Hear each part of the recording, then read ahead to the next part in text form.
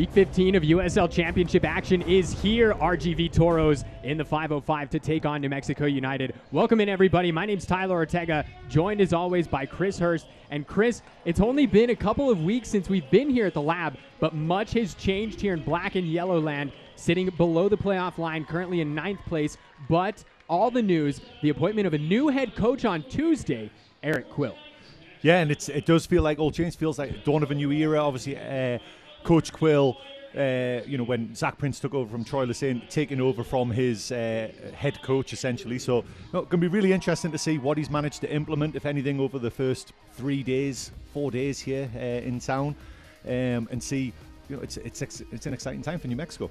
Exciting times indeed. Let's go ahead and have a look here at our players to watch, brought to you by the Somos Unidos Foundation. Starting off first with the home side, Chris, we're going to be keeping an eye on the 30-year-old out of Norman, Oklahoma. He scored in his last time out, Kalen Ryden. Yeah, Kalen Ryden, golden helmet, so important for New Mexico United's defense. And I think it was Troy Lesane described him as not one of the best defenders, but the best defender in his eyes in the whole USL Championship. Scored 3 goals for New Mexico United since joining in 2020, all 3 of those headers. And on the other side, for the Toros, it's the Colombian. He too scored in his last time out, Wilmer Cabrera. Yeah, scored in the 3-3 tie versus the Miami. 2 goals so far this year, son of the head coach, and on loan from Colombia right now.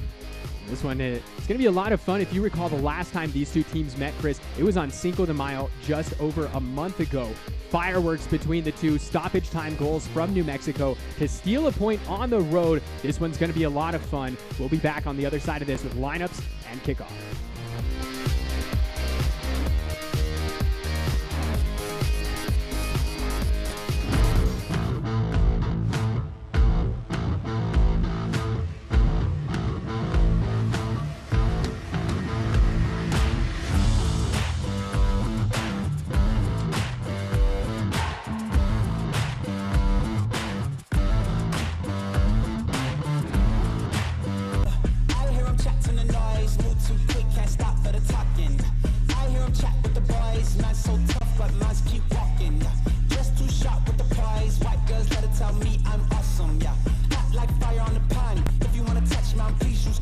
Cold like 0 degrees. I'm out the cage, gotta let out the beast. Revolutionary, gotta let out the streets. Locked in a cage, I'ma let out the. Wake up, get out the sheets. We came for one man, forget my peace. You take the west, I take on the east.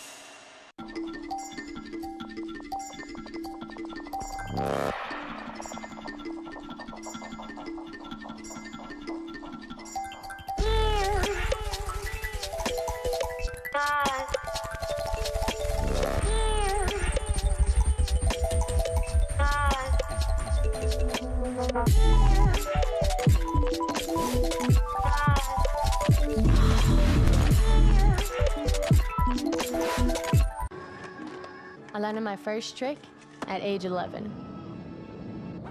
It's always been a family thing. Just the 3 of us, out skating the city.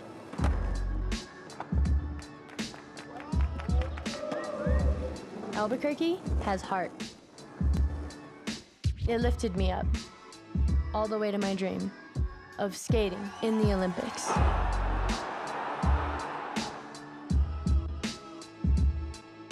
The estimated hold time is now 96 minutes.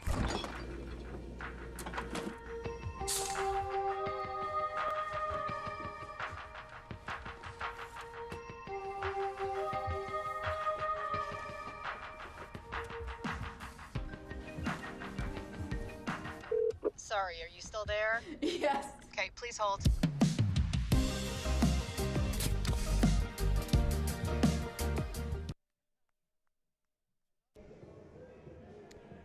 The 2023 New Mexico United season and tonight's match are both presented by Sandia Resort and Casino. Close to home, far from ordinary. Let's jump right into these starting lineups here tonight, presented by Bud Light, Chris. And starting off first with the home side, the first 11 in the Eric Quill era looks just like this. Alex Wagner getting the start up top alongside Santi Moar, Greg Hurst. It looks like a back 4 here today with Harry Swartz, Kalen Ryden, Sam Hamilton, the captain, and Austin Yearwood. Yeah, interesting to see. Obviously, Eric Quill talking about how he likes younger players. Wagner getting the start big statement by Eric Will straight off the bat. The 11 here for Wilmer Cabrera. You're going to see Cabrera and Francois up top. A back pairing here of Pimentel and Benitez, and Merancio getting his 4th start of the campaign. So RGV in their road blue and whites here. New Mexico United, of course, in their home black kits. This the return fixture from what was a 2-2 draw down at HEB Park back on Cinco de Mayo, just over a month ago.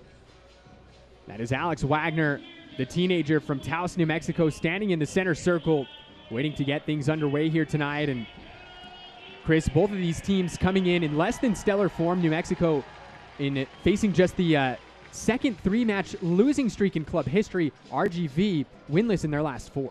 Yeah, RGV snapped a 3-game losing streak technically with a tie against Miami last time out. New Mexico United, yeah, third loss in a row before Zach Prince leaving, and that's probably one of the first things on the mind of new head coach Eric Quill is getting the ship righted a little bit, because New Mexico United have never gone through a 4-game losing streak. They've had 2 3-game losing streaks both in the last 2 years, but they've never gone 4, and he certainly won't want to start. But all over the world, we always talk about the new manager bounce, so it's going to be really interesting to see.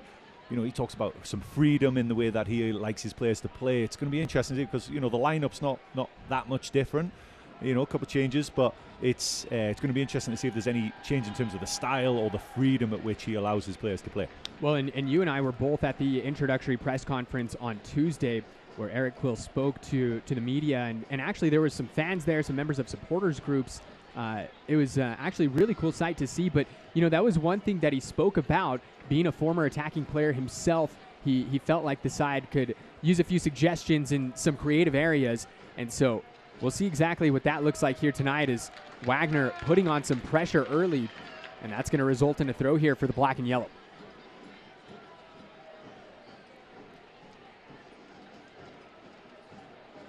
Well, he brings a wealth of experience, an excellent record of player growth and improvement, title-winning resume. You look back in 2019, he was the head coach at North Texas SC of USL League One. They were the title winners that year. They also set a record for points scored. Also had a hand in some development for some of the U.S. men's national players, some phenoms. You may have heard the name Ricardo Pepi. So we have our P&M coaches spotlight. That is Eric Quill on the touchline for the first time tonight. Scored 23 goals in his 9-year MLS career. Ryden goes back to Tambakis. And New Mexico squander possession here.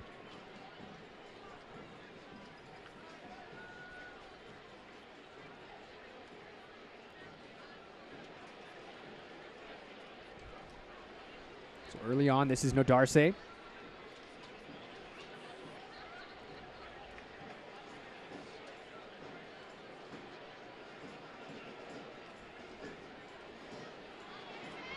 Lopez has that one taken off his feet, and it deflects over the goal. It's going to be a goal kick here for the Greek goalkeeper, Alex Tambakis.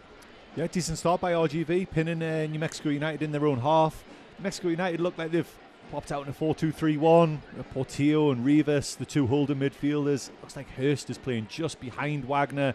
Bruce and Moore are off either side, which obviously we all know that Daniel Bruce is a fan favourite here at the Lab, so I'm sure they'll be eager to get him on the ball pretty early on here. The pressure again there from the teenager Alex Wagner, causing some issues for RGV.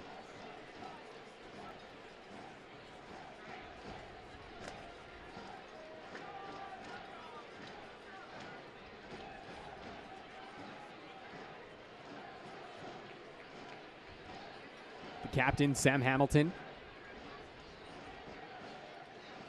connects with Harry Swartz. Swartz, he too scored in his last appearance on the weekend against Tampa Bay Rowdies. 77th minute goal. That was his second on the year.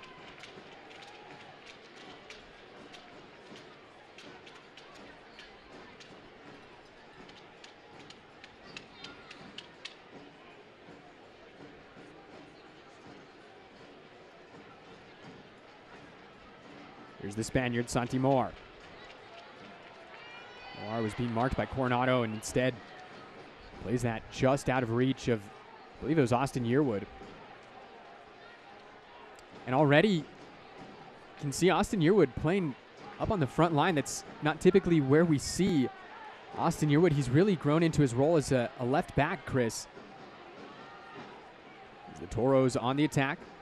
Yeah, and he was quite narrow as well. It's almost those inverted outside backs that people talk about. You know, Pep Guardiola made it pretty trendy with that as well. Like Santi Moar is just hugging the touchline, which is dragging the right back of RGV out wide there. And yeah, and it just creates that little pocket of space. So Austin Yearwood looks like he's been given license to roam further forwards and maybe tuck in a little bit. And he was really close to Alex Wagner. Be interesting to see how that pans out over the game here. Pimentel goes back to Merancio. Merancio conceded 3 goals his last match against the Miami FC, and it wasn't easy on him.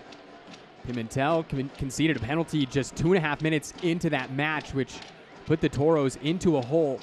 They were able to grasp onto a 2-1 lead prior to the half, and after that, Miami equalized, and a couple of offsetting goals in the final 15 minutes saw that 3-3 draw. It's going to give us time for the 529 game update, brought to you by the Education Plan, New Mexico's state-sponsored 529 plan. Give your kids a better and brighter future. Learn more at theeducationplan.com.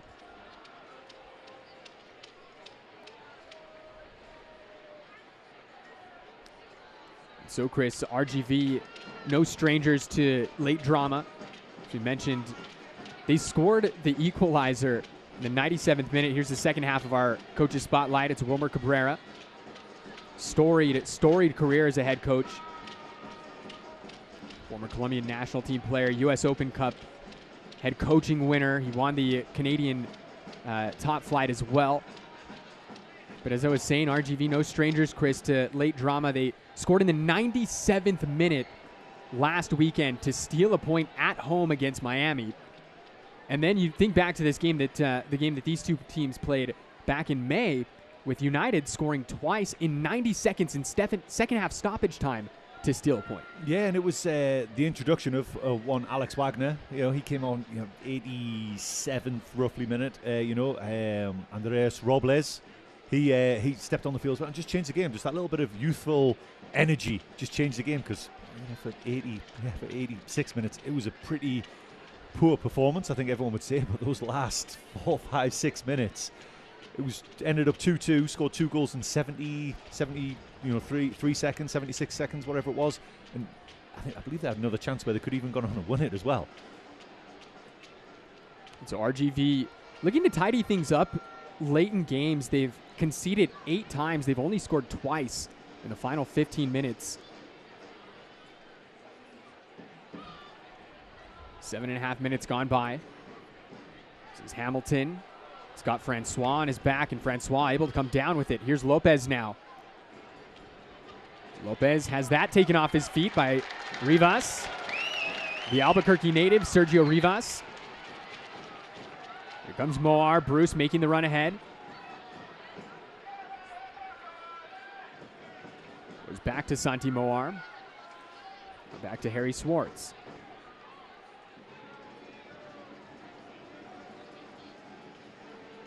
Kalen Ryden will be crossing a big milestone here tonight. He will be eclipsing the 15,000 minute mark in his career, as Bruce is fouled from behind.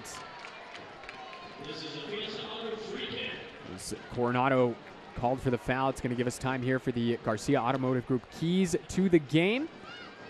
For New Mexico, start the Quill era with a bang, take risks, and finish the halves strong. As an opportunity early on sent wide by Sergio Rivas.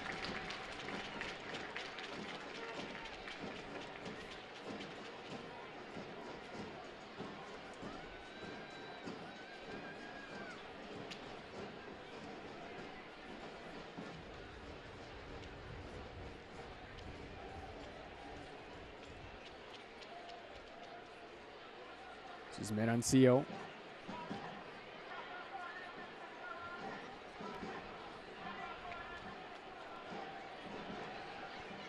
So Chris, 10th minute, what have you seen here so far? It's just interesting, right? You can almost see, like, I don't know if we've managed to get a camera on Eric Quill yet, but he is an absolute bundle of energy on the sideline over there, shouting instructions at everyone. But yeah, it just looks like, you know, both teams settling in right now, kind of feeling it out. I'd say territory-wise, RGV definitely had the better of it. New Mexico United playing pretty much within themselves right now. Haven't really managed to, you know, the New Mexico United of the Zach Prince era really liked possession and liked the ball and had a lot of the ball, and that hasn't necessarily been the case so far in this game here. Settling into their shape, and maybe we're seeing a team that might just be sitting in and waiting for an opportunity to counter-attack.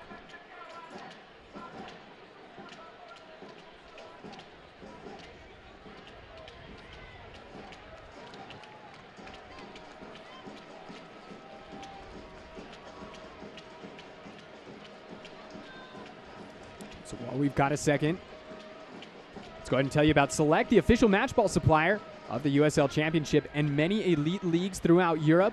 Visit us.select-sport.com for the latest Select products, specials, and more. Select, the player's choice.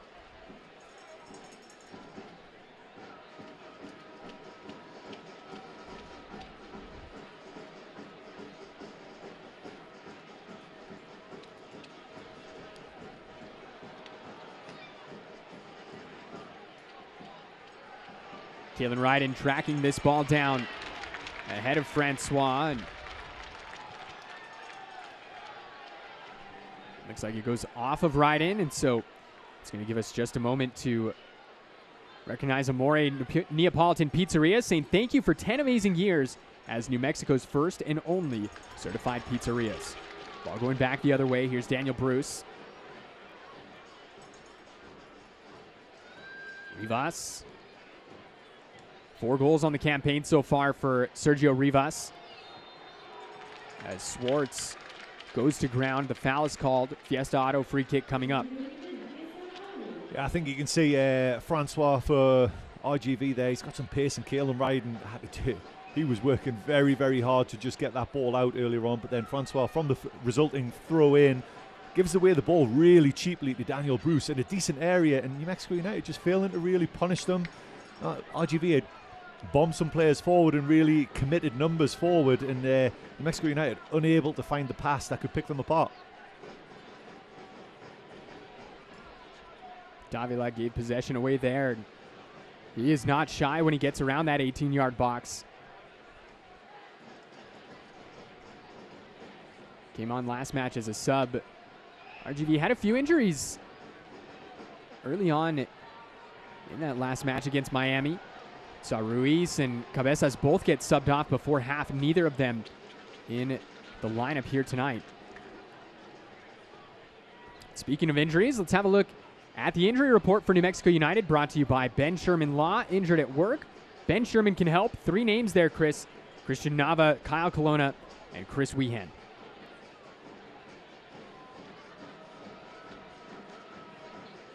So you talk about the creativity Quill hopes to inject going forward, and he does have some great pieces there, but I'm sure he would love to have Chris Weehan and Christian Nava available. Oh, for sure, especially Christian Nava, based on his experience with developing young players, you know, and pushing them through the process. Obviously, you know, Alex Wagner being one of those who's on the field today, but Christian Nava probably would be the prime choice for him with his creativity. And he said, you know, being a winger in his playing days, that's the kind of players that he enjoys working with, and maybe that might be an area of the field that also is underutilized with New Mexico United so far this season, and we might see a little more. So, you know, Daniel Bruce, Santi Moa. Again, Daniel Bruce seeing a lot of the ball early on in this game. Santi Moa not so much, but yeah, maybe that's something that we'll see as we move through this game here. Kalen Ryden.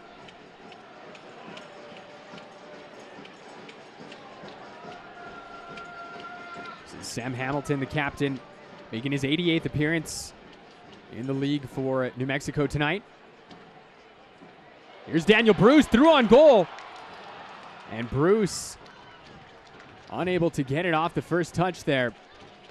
but a good opportunity for the black and yellow. That was the first little injection of pace from New Mexico United there. You see the ball into Hurst, and Hurst just flicks it in. Great run from out to in for Daniel Bruce. The ball just doesn't quite drop from him in time. You can see desperate to maybe take a hit with his left foot there, and just as he's about to, I think it's Akwe who just pokes it away. But first time where we've maybe seen a little one-touch combination to set Daniel Bruce free and behind. It was Akwe stepping in to poke that away from the Englishman Daniel Bruce, and it was Akwe actually who scored the late goal last weekend against Miami. It was his second opportunity in extra time right in front of the goal and was able to slot it home.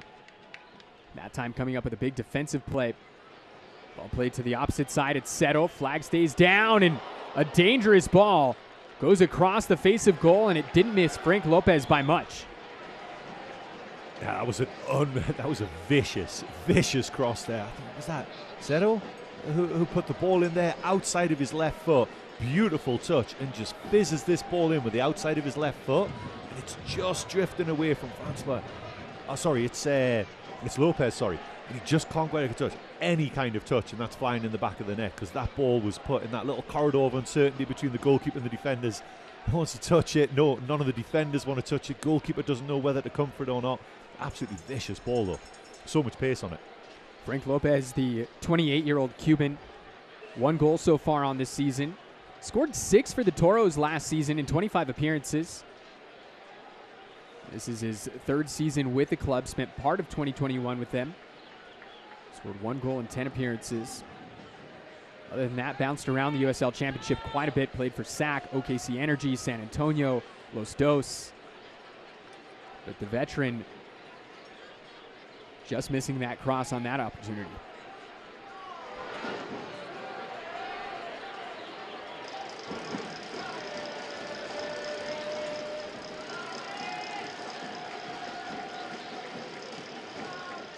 Moore finds Rivas in the center circle. This brings Harry Swartz free here on the near side. Swartz cuts it inside. Harry Swartz, Hurst now. The offside flag goes up on Rivas. But New Mexico starting to look dangerous here in the 17th minute. Yeah, again, it's just each time that New Mexico United just inject that little bit of pace, just start moving the ball a little quicker. It's definitely causing issues for RGV. RGV, not one of the most prolific goal-scoring teams in the entire league. 13 games so far this season, only scored 12 goals. Top scorers, four of them sitting on 2 goals. With Ruiz, as he said, the only one of those that isn't playing right. Francois, Davia, and Cabrera, all with 2 goals. So the goals tend to come in bunches. Like the last game where it was 3 goals in one game. Before that, it was 3 shutouts before that.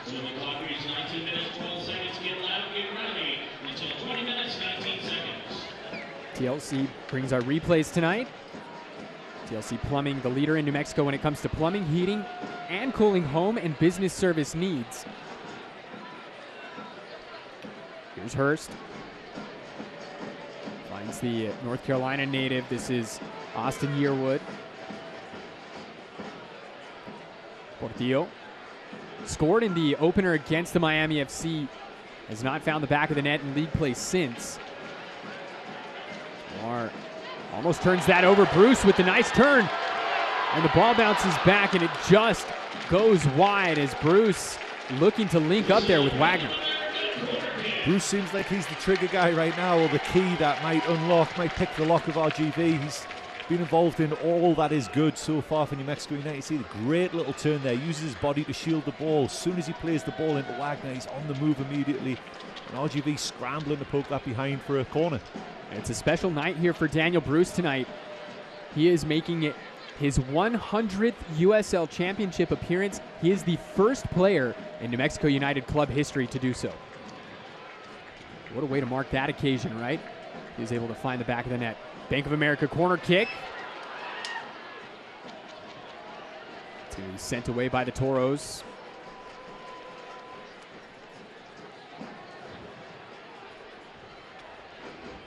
Daniel Bruce, most league appearances, most appearances in all competitions, period, in black and yellow.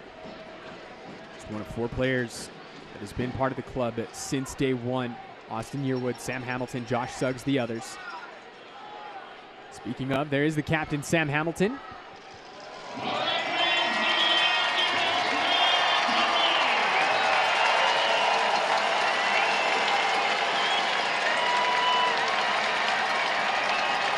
Yearwood has switched over to the right side. We both looked at each other and pointed at the exact same time. A bit of a new look here from Eric Quill's men. There's Hurst.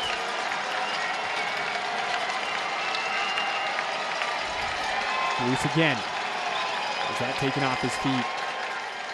You know, going back to Greg Hurst, Chris, feels like he's really settled into his role since he started playing more of a false 9, more so of a 10. Yeah, exactly. Yeah, now that he's been allowed the freedom to maybe drop a little deeper and get involved. Because I remember I believe it was the first home game that we did. He was maybe it was 2 touches, or maybe it was one of the away games. I may be wrong. Monterey Bay, I believe it was actually. He only touched the ball like twice, maybe thrice in the first half. But now that he's got the freedom to go looking for the ball, so much more involved. And yeah, like you said, having much more impact for the black and yellow. Bank of America corner kick coming up here. Justin Portillo to send this one in. Scored 8 times for the black and yellow last season. Plays this short, gets it right back off the give and go. Moar now. So it looks like it's fresh off the training ground. Rivas holds his run, thinking he was offside.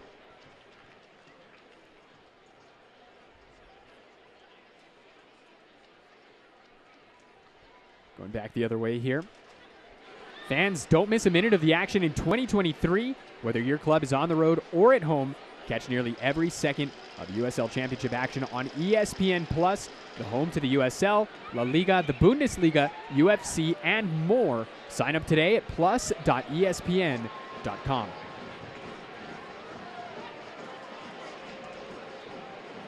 Sergio Rivas.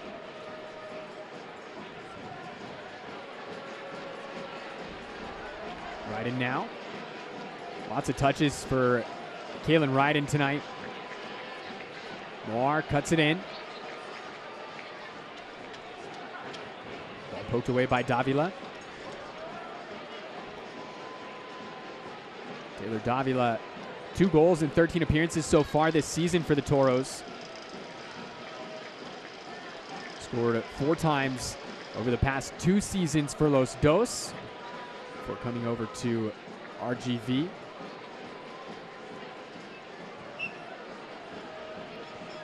Yearwood has made his way back over to the left. Here's the Scotsman, Greg Hurst. Finds Swartz, who has tons of space. Here's Harry Swartz. Cross goes in, and Akwe plays it back to the keeper. Those were the words I was going to use. Yeah, exactly. Absolutely. It seemed like a pass back, and I think it was Justin Portillo and Hurst in the middle, arms wide, asking the referee why that wasn't a pass back, but it seemed very much under control and very much deliberate, but that's an interesting one. And here the offside flag goes up on Francois. That's at least the second, maybe even the 3rd time Cristiano Francois has been flagged for offside, as he is eager to get behind the defense, the 29-year-old Haitian. United fans, if that name sounds familiar, spent last season with the El Paso Locomotive, 26 appearances, found the back of the net once. Prior to that, in 2021, was at Miami. Spent 2020 with Reno, where he was actually teammates with Sergio Rivas.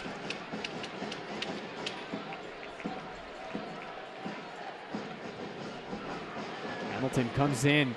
Possession given away. Play on, says the official. Lopez charged that one up. Shot was blocked, and it's a Bank of America corner kick coming up. It was Francois there, maybe, was caught up by Sam Hamilton. Absolutely wrecked him in the middle of the field there, and he was struggling to peel himself up off the pitch. Just got up now, though, but that was a meaty challenge by Hamilton. Caught a little flat-footed, and it's the first time RGV have really looked to threaten here. Dangerous on set pieces. But yeah, New Mexico United have had the best in the last 10 minutes, but nothing to show for it, really. Our official here tonight, Katerina Koroleva. He's having a word with the New Mexico captain atop the 18-yard box. Just letting him know she saw it. Corner coming up here. Davila plays the in-swinger. It's headed out by New Mexico. And the playback, and it sneaks through off a deflection, but wait, it's the offside flag that's raised. Can't quite tell who deflected it, but they were in the offside position, excuse me. It was Akwe, and it was miles offside. I think there was actually several RGV players were all offside. New Mexico United very disciplined. As soon as the ball was cleared out, as Kalen Ryden won the initial header, New Mexico United really quick to get out. You see a scuffed shot, and it's Akwe, and there's two other at least RGV players who were offside as well. So a fairly routine call for the assistant referee there. Fairly routine call. I'll tell you what, it was the way Alex Tambakis dove for the ball on that second attempt is what made me kind of question that. Here's Rivas. Bruce looking to connect with Swartz. Santi Moar. Greenwood now. Cross goes in, and it's cut out just in front of Greg Hurst.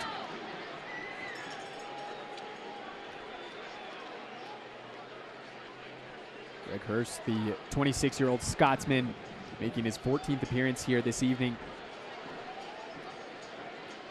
Scored twice so far in league play, scored once in Open Cup play.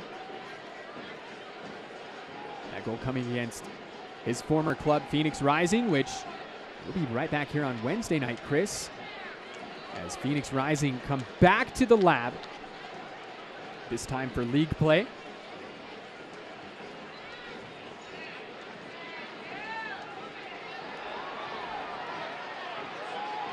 Swartz goes down, no call. Lopez battling with Hurst. Hurst able to spin out. Here's Francois now. The Toros looking to attack. Francois has that attempt blocked by Sam Hamilton. It's another Bank of America corner kick coming up. I really like that by the referee there. There was a couple of instances where you could have seen free kicks, stopping the flow of the game, just kind of letting them battle it out. And, you know, each team giving as good as they're getting right now, you know. So it's really nice to see that allowing them to just, you know, it is a contact sport. It's a physical game, and allowing them to do just that.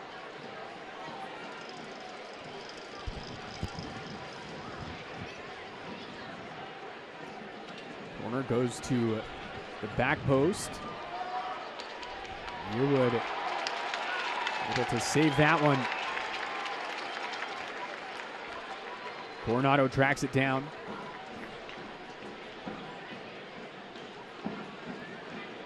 Well, Chris, this is the first matchup between these two teams here at the lab this year. Last time these two teams played here last summer, they actually played here twice in a 4-day span, if you recall. The more recent time, July 9th, it was a 1-1 draw. Kiesewetter on the score sheet that night for the black and yellow. In the 21st minute, and then Vasquez scoring in the 90th minute. And here's an opportunity, a big save from Tambakis, still scrambling, and the Toros have taken the lead here in the 28th minute. It was Cabrera sliding home, scoring for the second match in a row. And the lab is shocked. And the inquisition has already begun at the back there. You see Kalen Ryden just holding his palms out, kind of asking the questions of what actually just happened there. But the ball just kind of found Cabrera in the box. A bunch of confusion in there. And he pops it. A great finish in the bottom corner, right just inside the post. But yeah, you can see how he just kind of pops out. Good initial save by Tambakis, but pops it out in a really good area there, right in front of the 6-yard box. And decent left foot finish, like I say, just inside the post. Yeah, Wood probably had a bit at it as well. So yeah, disappointing for New Mexico United after what has been a decent 10-12 minute spell here. It was Ian Seto with the first attempt that forced the save from Alex Tambakis, and Cabrera there on cleanup duty just to slot home the rebound. And Seto, he had himself quite the last match against Miami. He was dangerous, creating out on that left side flank. And So continuing that form here tonight as the Toros on top here half an hour in.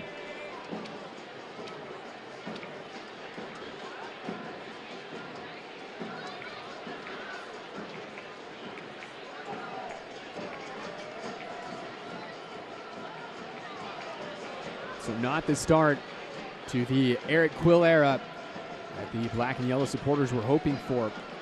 GV here hoping to spoil the party.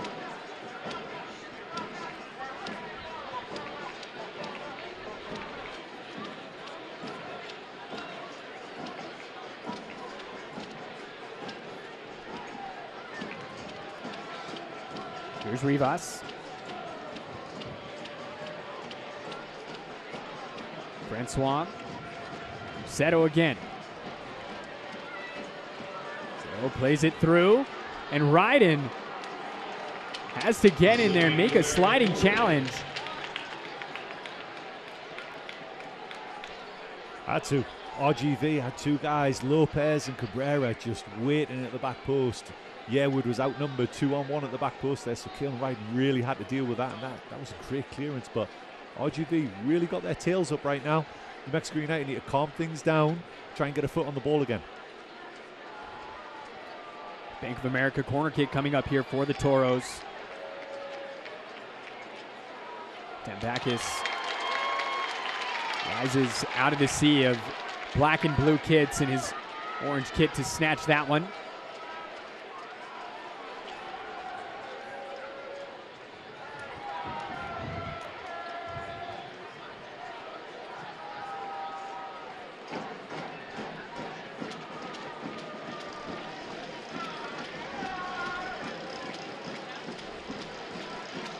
Hamilton able to win the throw-in.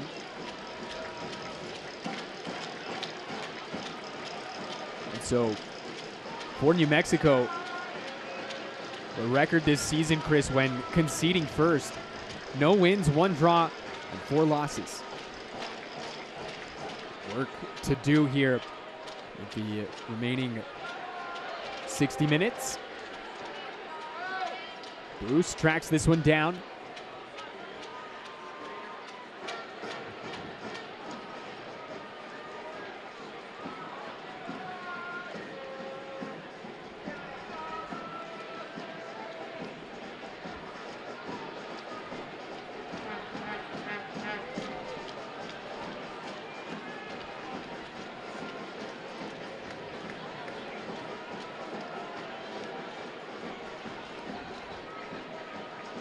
Here's Rivas.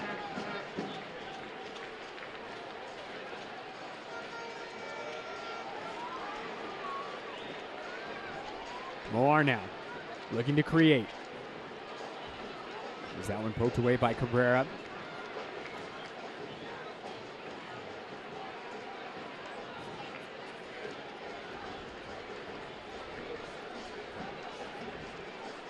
It's a warm day here in Albuquerque. Temperatures high 80s at their peak. It's about 85 out right now. Winds about 23 miles an hour. They're due to settle down as the match goes on here, Chris. But while conditions may be close to perfect, the night not going that way for United supporters so far. Yeah, I can attest to the wind, that's for sure. Driving back from El Paso today, that was quite the fight all the way back on I-25. But yeah, it's nice now. We were walking pitch side earlier on, right before the game, and it was really warm down there, especially in the sun. But now the shade is taking over most of the pitch here. I'm sure it's a little more comfortable for the players.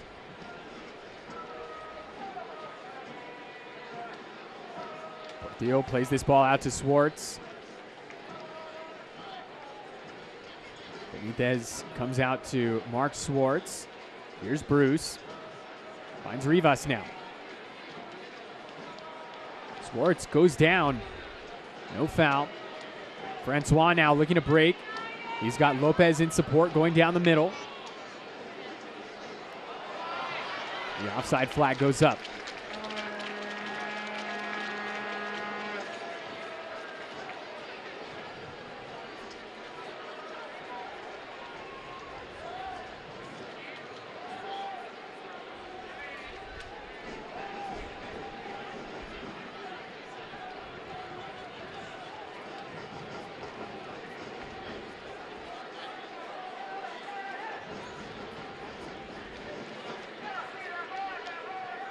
There's Kalen Ryden.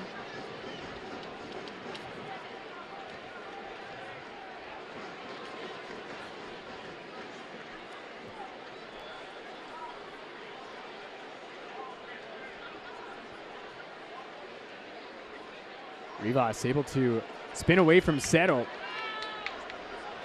Flag stays down for Daniel Bruce. He's got Wagner, Swartz, and Moar in the box. Looking for Santi Moar. Good first touch from the Spaniard. And the save forced from Venancio. Yearwood goes down. No foul called. RGV plays on. Francois, he's got the overlapping run from Settle. The offside flag goes up.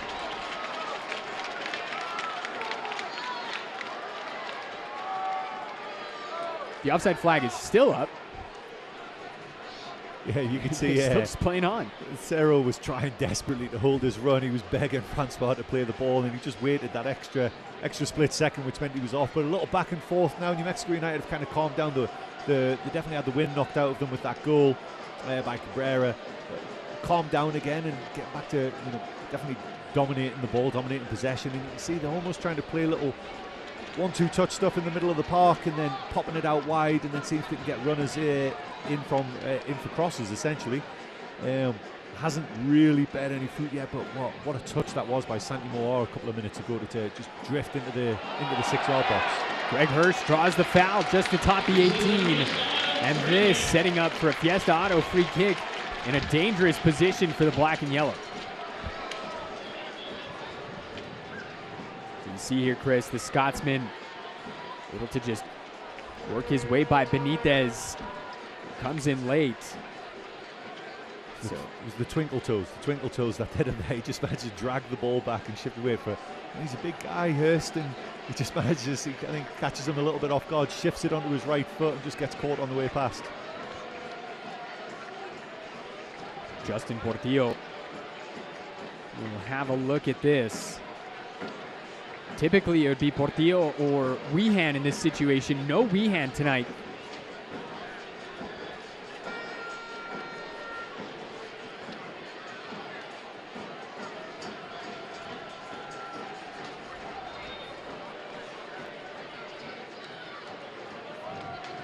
Hurst and Portillo both standing over it for New Mexico. Now Hurst is going to leave this one. Or will he?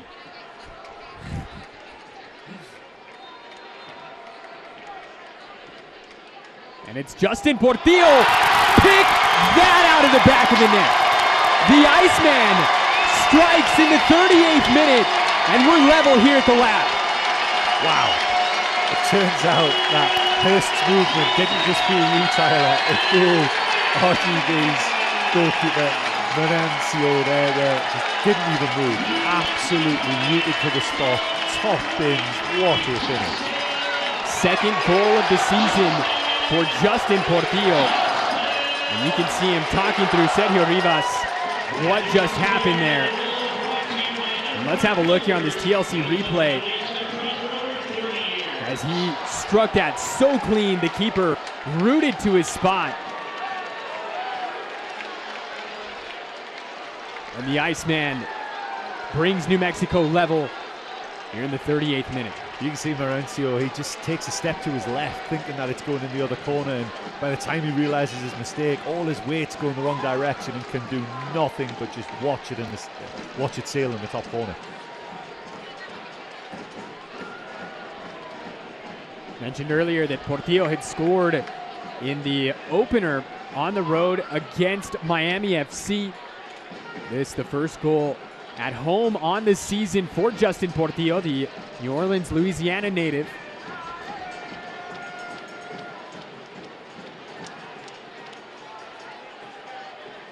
And so, Chris, I think if you were to ask New Mexico United fans how they would guess their first goal would come during the Eric Quill era, I don't think they would have set a set piece.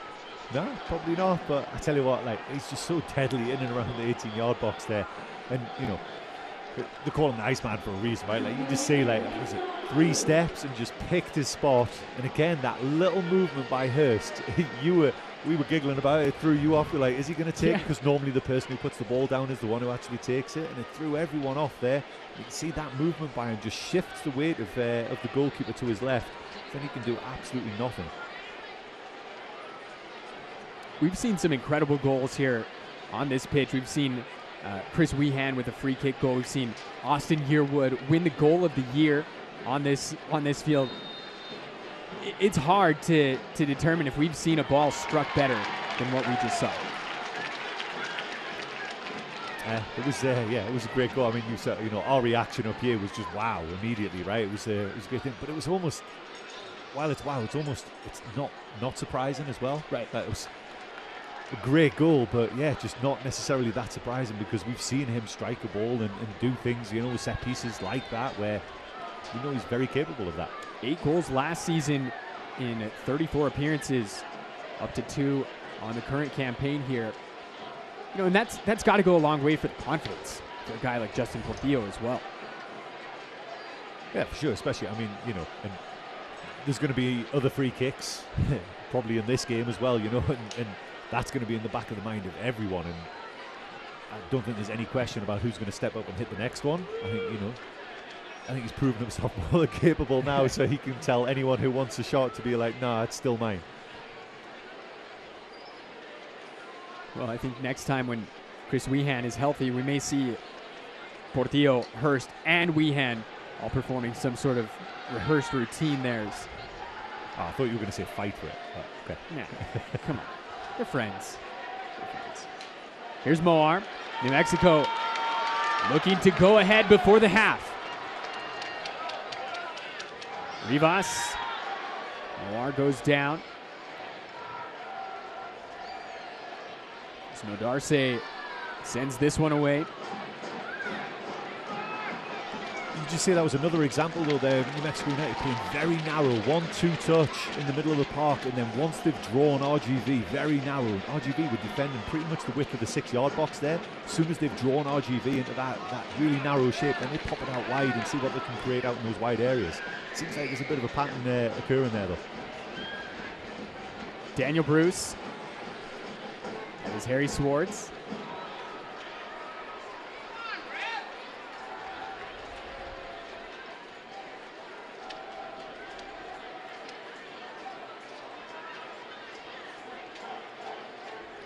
Bryden able to play this one forward for Santi Moar. Here's Akwe. A couple of goals on the season for Akwe.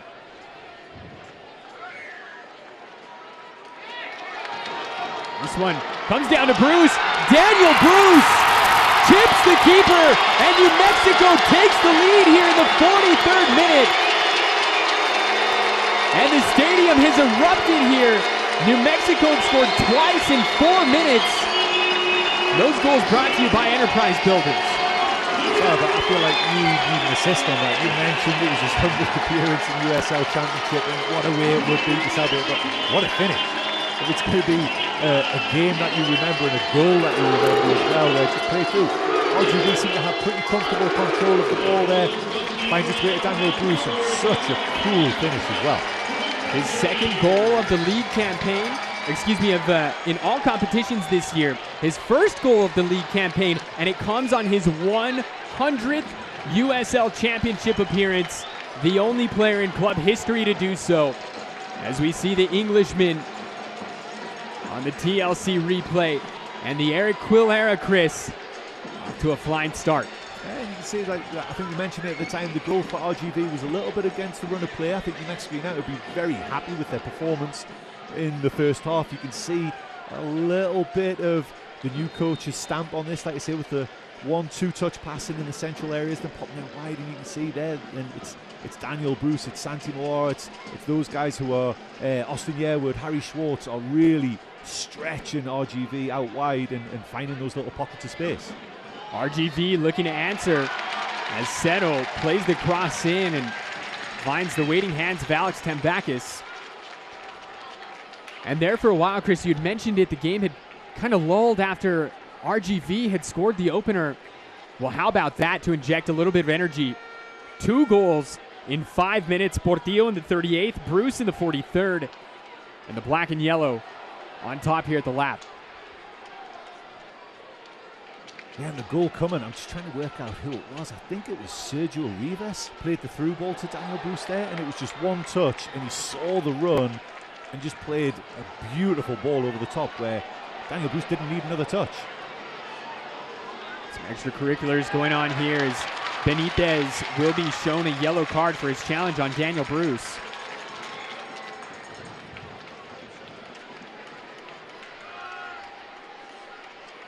Yellow cards brought to you by Ferguson Law Firm. When you've been fouled, call Ferguson Law Firm, New Mexico's leading personal injury attorneys for over 40 years.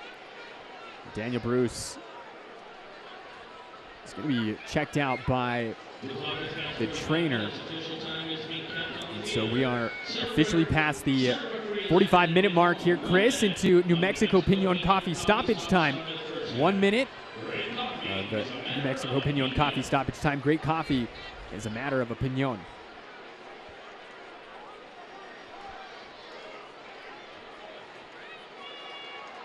So Bruce just receiving some attention here. That is Carlos Olivas, the director of sports medicine for the club. And the goal scorer, Daniel Bruce, looks like he picked up a bit of a knock, but he's all right. I'll tell you what, that was a meaty challenge by Benitez, though. He meant every bit of it. Maybe a little bit of frustration there, just shown by the RGV players, and that was a naughty tackle. I think it was a yellow plus, I'd say.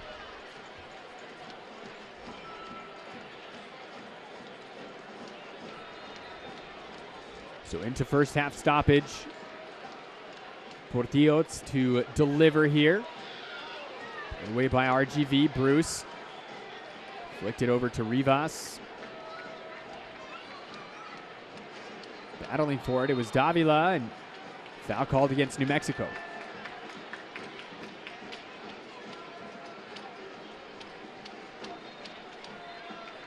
First half whistle here at the lab. New Mexico United on top of RGV 2-1 in the first 45 minutes of the Eric Quill era. Goals from Justin Portillo and Daniel Bruce see the home side on top here at the break. Chris, what did you see during that first 45? It's been an entertaining half of soccer there. I think, New Mexico United enjoyed a lot of the ball. RGV looked very dangerous with some pace and power up top, but it's been pretty back and forth. Halftime at the score 1-1, presented by First Financial Credit Union. We're going to go ahead and step aside. We'll be back with halftime after this.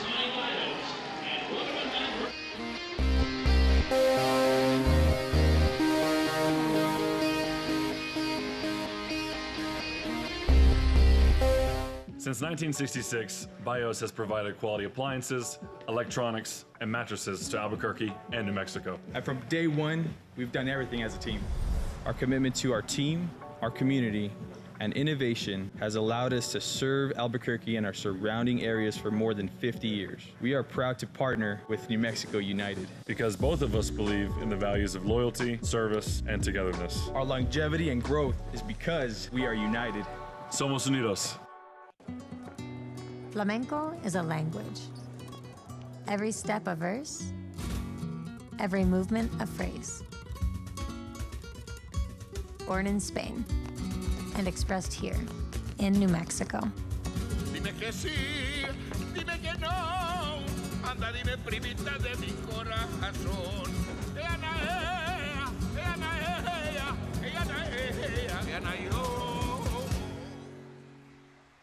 The 2023 summer concert season is here at Sandia Resort and Casino. Join us this summer at Albuquerque's best concert venue for a season to remember. June 23rd, Ludacris. July 20th, Old Dominion. July 28th, Buddy Guy and Kenny Wayne Shepherd. Tickets available now at sandiacasino.com or the box office. The 2023 summer concert season at Sandia Resort and Casino. Close to home, far from ordinary. Part desert, part mountain, part river. Albuquerque offers outdoor exhilaration you can't find anywhere else. Spend the perfect day hiking, biking, or even hot air ballooning. All within minutes of a vibrant city.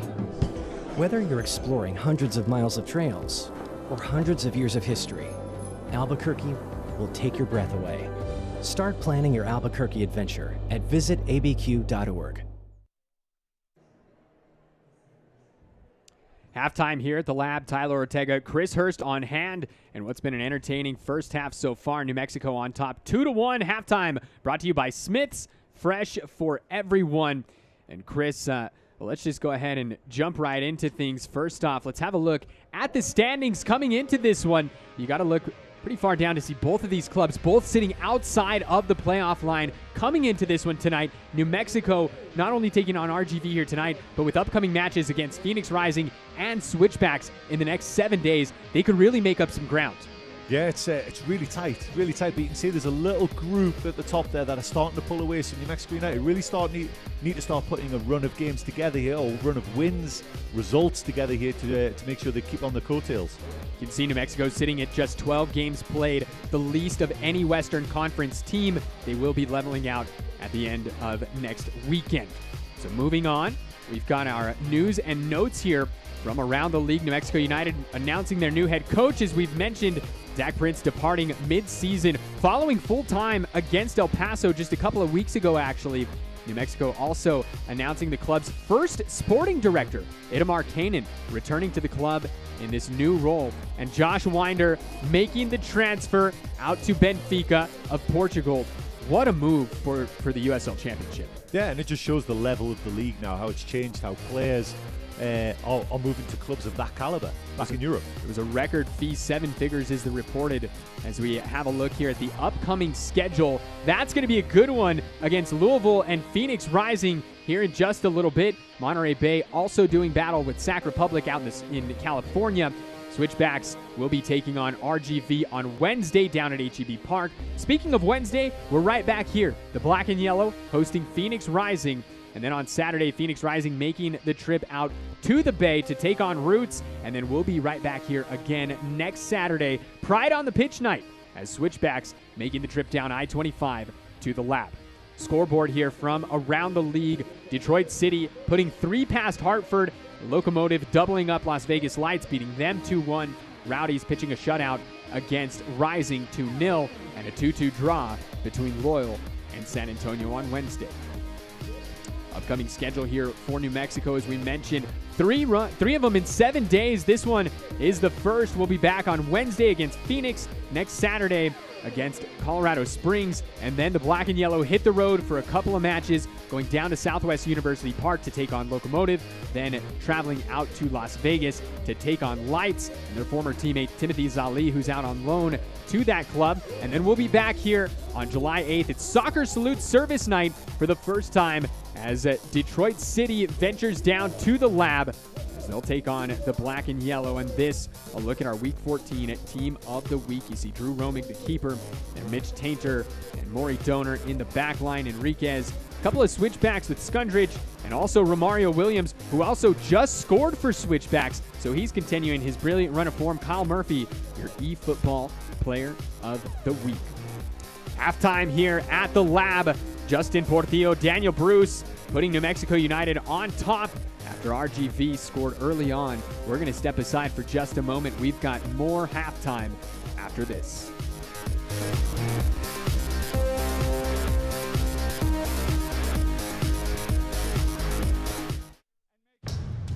Are you ready?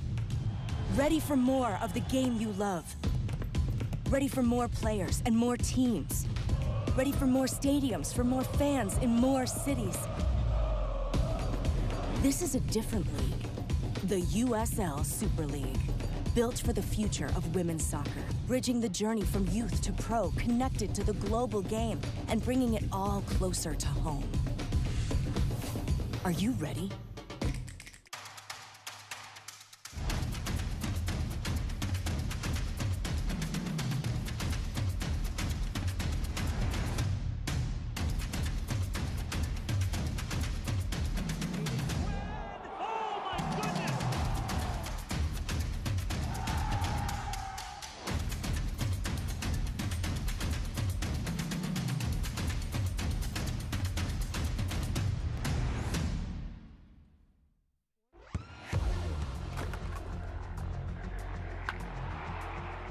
We all have goals. But let's be honest. Most of us aren't going to be professional athletes. But if your goal is to finish your degree, we can help. Come to a university that puts your goals first. Bellevue University, your partner in finishing goals.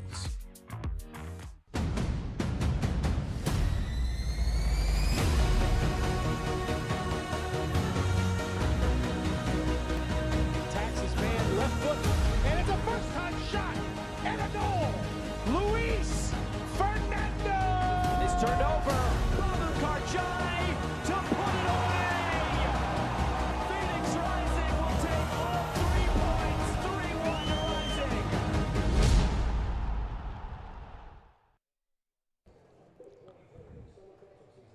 Halftime here at the Lab. It's Juneteenth night between New Mexico United and RGV. Tyler Ortega, Chris Hurst here on hand. Let's go ahead and have a look at our first half highlights brought to you by the guys at Ferguson Law Firm. We're here for you, and we're here to win. And Chris, things getting started in about the 20th minute. It was RGV finding the back of the net. Cabrera scoring for the second match in a row. Yeah, it was a mix-up at the back for New Mexico United.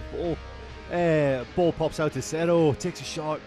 All Tambakis can do is punch it back to the top of the 6-yard box, and there's the fox in the box. Cabrera there just to pop it in the bottom corner. Cabrera, that was in the 28th minute. It only took New Mexico 10 minutes to find an equalizer, and just like that, Justin Portillo off the right foot goes upper 90. Hey, you see just that little movement by Hurst just draws the eye of the goalkeeper there, and Portillo just absolutely sticks it in the top corner, and keeper can do nothing but just watch it sail past him. That was the second goal on the season for Justin Portillo. And then 5 minutes later, on his 100th USL Championship appearance, the Englishman Daniel Bruce finds the back of the net, puts the black and yellow on top. Special mention, what a ball by Sergio Rivas. Second touch just pings it with a great little backspin on it. Great first touch by Daniel Bruce, and the second touch matches it by just popping it in there over the goalkeeper's head. First league goal of the season for Daniel Bruce. Second goal in all competitions for the Englishman. These are your first half stats brought to you by Duke City Cares. And Chris, you can see New Mexico in big possession here. Yeah, and I mentioned during the broadcast, without seeing the possession, that they were enjoying a lot of the ball. I didn't actually expect it to be that one-sided, though. That is a lot, to 75 to 25 essentially. And RGV seemed quite happy, and they've still managed. RGV still dangerous. You can see by the amount of shots, they've still managed to create chances more on the counter-attack. Their pace is causing issues for New Mexico United, but in terms of moving the ball and actually keeping the ball and trying to work angles, that's definitely been New Mexico United. Still plenty match left to go. We've got just under 5 minutes left of halftime here, so we're going to step aside for just a moment. We'll be back on the other side of this with the second half.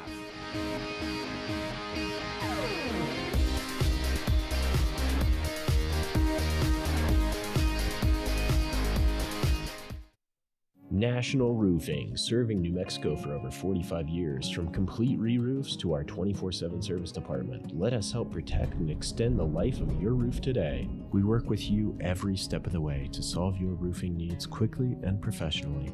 Our team of roofers are always on top of it, bringing high-quality commercial roofing to New Mexico homeowners. National Roofing, local company, national name. Call 505-883-3000 or go to nationalroofing.com to schedule a roof walk today.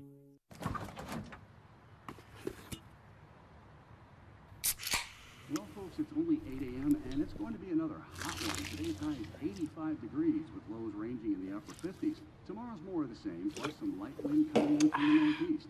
Coming up at 8:30, Paul's got an exclusive Babe, it's 8 a.m.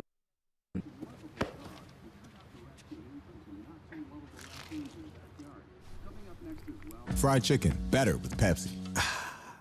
The estimated hold time is now 96 minutes.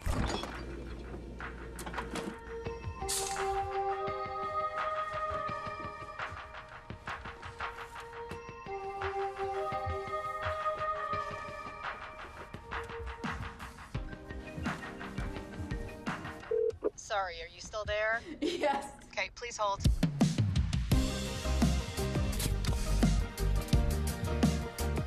This is a story about creativity, education, entrepreneurship, and cookies. Well, mostly about cookies. Want to try one? Kristen, where'd you learn to bake? My grandma was my first teacher. She told me it was okay to be creative and take risks. Like what? Like green chili cookies. I haven't quite cracked the code on those yet. Bummer. Was it a risk to open a bakery? Definitely. But CNM gave me the skills to turn that passion into a reality. That's amazing. At CNM, it's one college, infinite possibilities.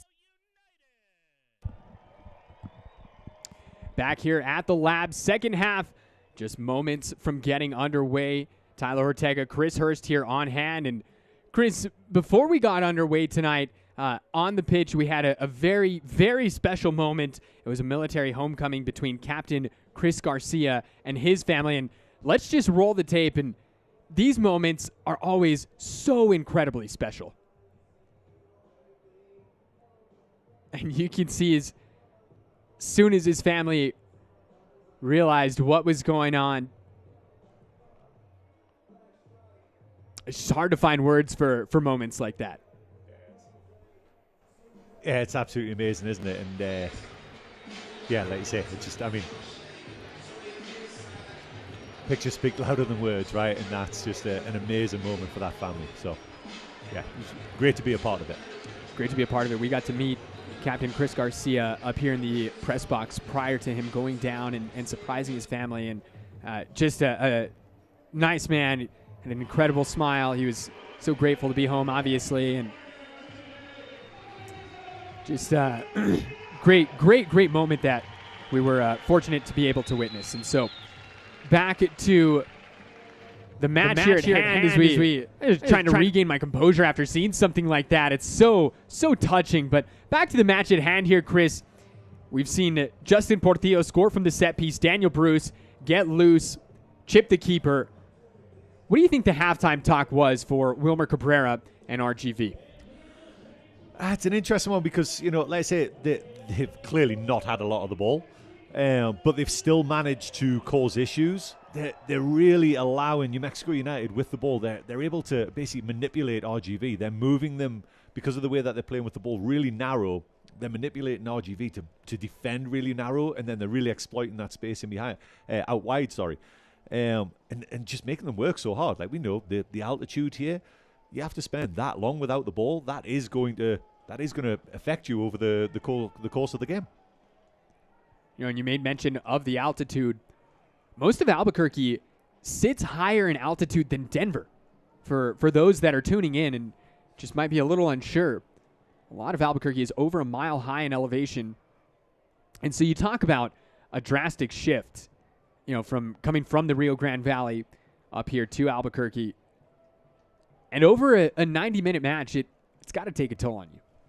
No, exactly, and that's it. And it really does. Like, I remember the first time I came here, and, you know, I was not like I am now. I was a bit fitter, and, you know, just walking up the stairs, like, what on earth is there? Like, I'd never been at altitude before, you know, and it really does affect you. Obviously, I believe the RGB players are slightly fitter than what I am and was, but yeah, it definitely does affect you. And the longer the game goes on, the more it affects you as well. Wagner able to win a Bank of America corner kick here to start this second half.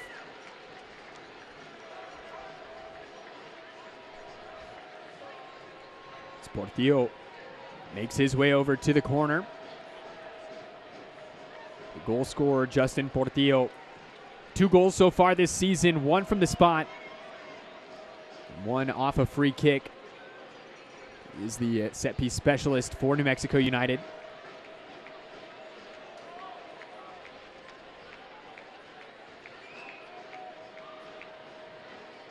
That one headed away by Nodarce.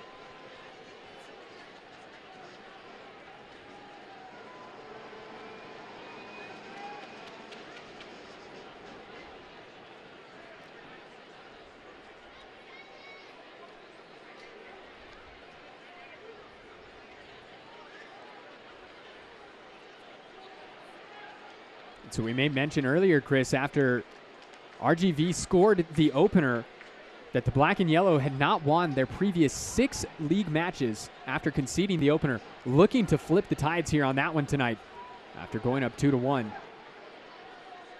Lopez Gets a touch. Yearwood comes through. Still Lopez. Still Lopez, and unleashes one that goes out, and it's going to be a throw-in.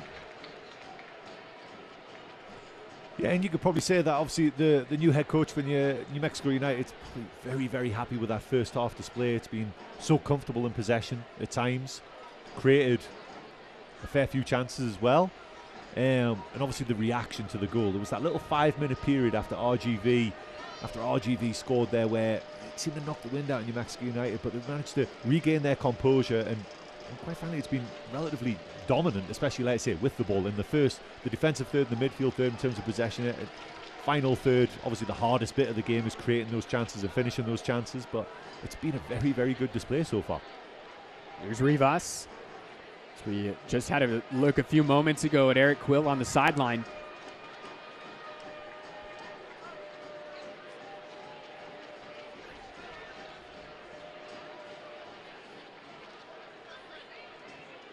He's kicking every ball right now, isn't he? Just watched him there for the last 30 seconds. Every day, as the defense steps up, he steps up with them. Every time the ball moves, he moves. He's going to be knackered by the end of this. Here's Daniel Bruce. Swartz goes down, looking to draw a foul. No call. Official tonight, Ekaterina Koroleva. ARs on either side, Christian Clerk and Karsten Gilwald. Fourth official is Dro Player. This is a Fiesta Auto free kick. Fiesta Auto free kick coming up here.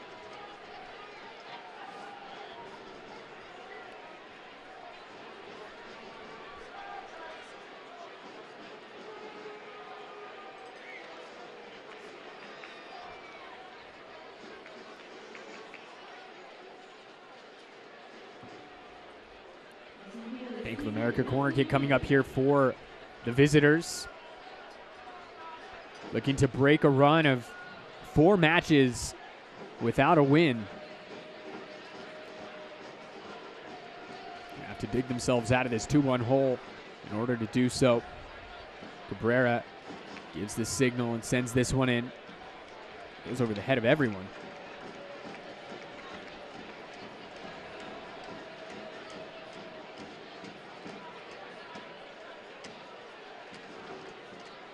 I think we're going back to what you were asking earlier about Coach Cabrera. The words he's had at halftime. I think you'll probably give it until 60 minutes, maybe 65 tops, if there's not a reaction, which so far you have to say in the first 5 minutes in the second half, there hasn't really been one yet. I wouldn't be surprised if we see some changes. Goes back to Akwe. Akwe, the former Loudoun United man. He was part of the Loudoun United side that came down to the Lab in 2021 and won 1-0. If you recall, that was the match where Austin Yearwood was red carded very, very early in the first half. It was later rescinded.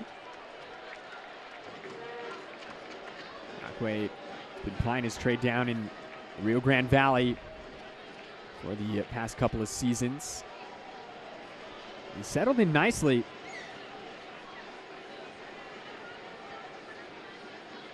Former Richmond Kickers man as well. And Chris, New Mexico, just over a month away from hosting an international friendly. I know we've kind of had this on the back burner, obviously, with the league season going on, but we are now just over a month away from an international friendly between New Mexico United and what just happens to be your boyhood club, Sunderland. I just got goosebumps. It's incredible, right? It is. Like, I can't believe it's only a month away as well, right? When was it that was announced when you played that trick on me? I think that was March that we did that. It's been a long time coming, but yeah, I can't believe it's a month away. And I just, the local Sunderland fans talking to them about what's going on, and a few of us are going down to San Antonio to watch the game down there. They play San Antonio the Saturday before they come here on the 19th. So yeah, it's gonna be a fun week. And you know what?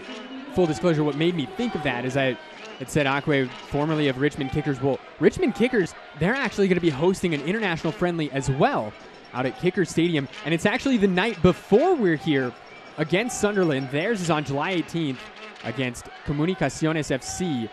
They're the 31-time Guatemalan champions, the Giants from Guatemala City. And so it's not just teams in the championship. You've seen these League One teams drawing some of these international friendlies as Francois comes in a sliding challenge. Couldn't tell if it was Schwartz or Hamilton that got on that. Yeah, it was a combination of both of them, and somehow it's ended up a goal kick as well. But yeah, definite touch. I think it was Sam Hamilton coming in there. And you can see Francois, again, that pace in behind. He just gets sprung in behind. And there, I think it was Hamilton. Schwartz was putting the pressure on from behind, but it was Hamilton who actually got a block on the shot. And New Mexico United got away with one there. You got to always be on your toes, especially when they have Francois on that top line. Possesses a lot of speed for the Toros. But as I was saying, like, you're starting to see a lot of these international friendlies coming to the U.S. is looking back post for Wagner. That one's just out of reach. And it's just incredible to see the way the game is growing here in the United States. Yeah, there's a handful of Premier League teams coming out as well. I know Newcastle, copied Sunderland and decided to come out here as well. Brighton, Aston Villa, Brentford, I think it is. Chelsea might be in that group as well. Playing a bunch of games. I believe they're all pretty much on the East Coast. But yeah, it is. It's absolutely massive out here. The change, I've been here 20 years now. The change in the game overall has been absolutely massive. Just access to it has probably been the biggest difference. You can turn on a TV and watch soccer pretty much any day you want now. Right. And I think back to, when I was around 18, that was 12 years ago. I couldn't find a soccer game on TV. I couldn't. I don't know if I wasn't looking in the right places, but it just, like as you said, it just wasn't accessible. They didn't have all these streaming services where you could watch Champions League on your phone. You could watch, all these different competitions. So it's great to see. I know we're excited about the Sunderland International Friendly. We're going to be up here in the booth calling it. I'm going to be a mess. just to be clear, I'm going to be an absolute mess. Well, let's get there first. Then we'll worry about it. Through ball played forward here. Yearwood tracks this one down. It goes untouched as Wagner was just a step ahead of that ball there. Schwartz is going to be called for the foul.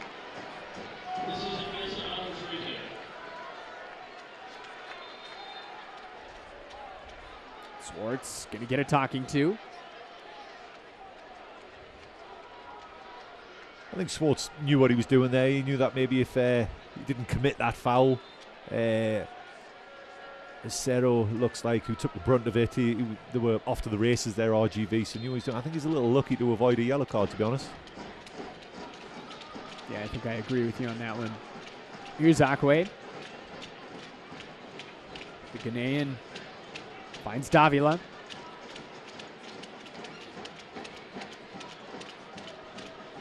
Back to Pimentel.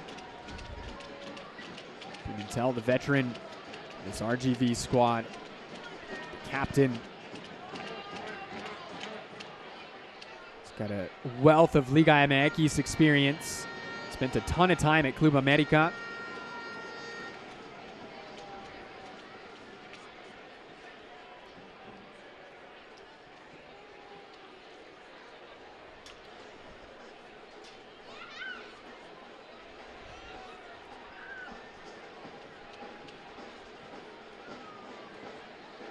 Cero.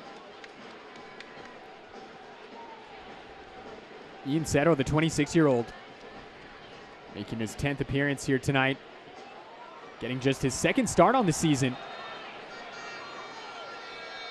There you see Cero getting into it with Greg Hurst.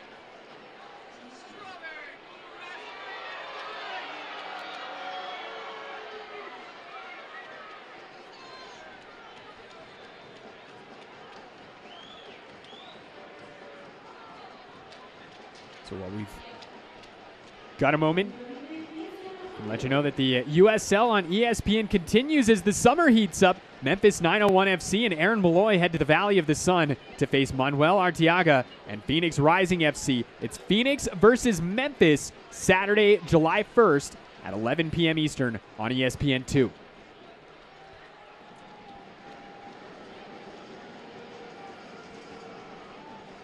Here's Seto.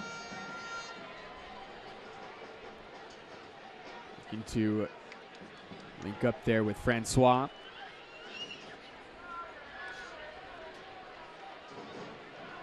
Cristiano Francois, the Haitian international, 7 caps for the Haitian international team.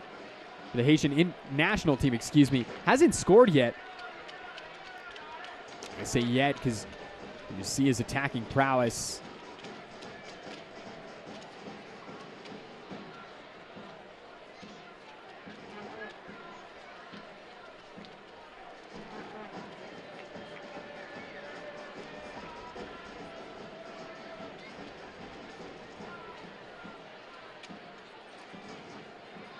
Portillo fouled. It's Francois.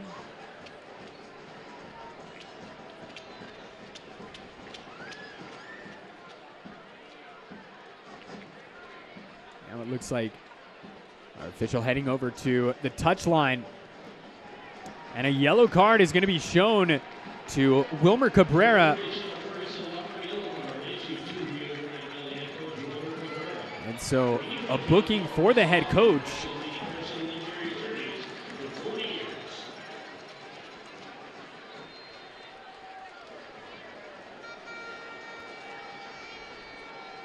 So off the restart. 60 minutes gone by here at the lab. Tyler Ortega, Chris Hurst on hand.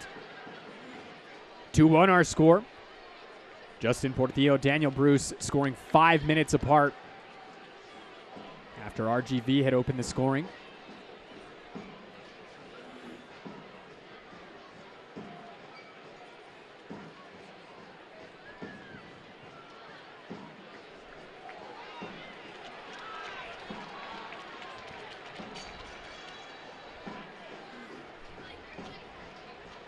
Here's Akwe.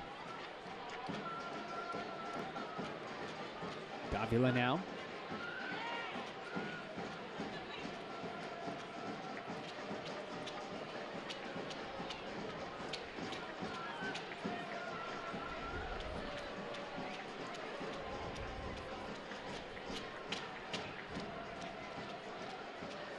Scrambling here on the near side, and eventually drawing the foul was Frank Lopez.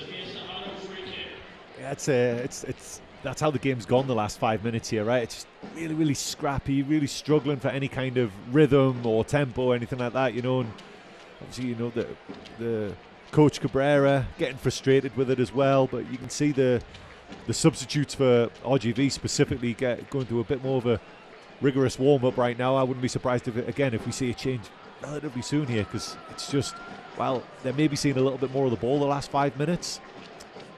New Mexico United doing well just to kind of keep them at arm's length right now. Here's Benitez. Tried to play the cross in and finds Harry Swartz.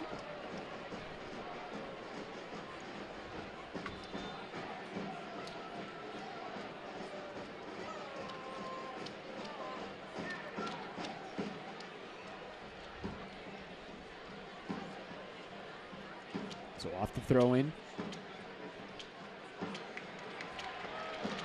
Here's Rivas. He's got Wagner. And Rivas tries to connect, and it's met initially by Akwe. Falls for Wagner now and dealt with by Nodarse. See there, another example where the ball just wouldn't quite drop. You could say Alex Wagner really wanted to try and create a chance for himself, then decided maybe he was going to try and drop it off. I think it was Rivas or Portillo, maybe it was even Hurst, who was just dropped a little deeper, then changed his mind again, all in the moment, while the ball had just bounced once, because it bounced so high, it just wouldn't quite fall for him.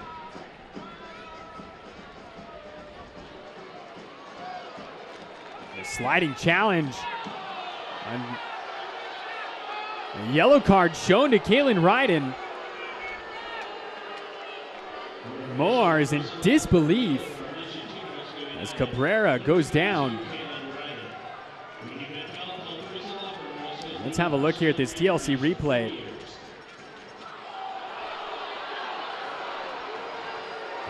Yeah, I mean that's all ball. It's committed. I can see that, but it's a committed challenge. Maybe it's the referee just trying to keep a lid on things because she can sense that things are starting to bubble over maybe a little bit, the frustration. But yeah, I think that's a really dangerous position to give away a free kick where Caelan Ryden, again, very committed, but I would say that was a very, very fair challenge. You can hear the reaction from the crowd in the stadium who saw it on the big screen as well. Maybe got that one wrong. 63rd minute yellow card brought to you by Will Ferguson and Associates. When you've been fouled, call the guys over at Will Ferguson and Associates. So, free kick here. In-swinger goes back post, and it's headed out by Akwe.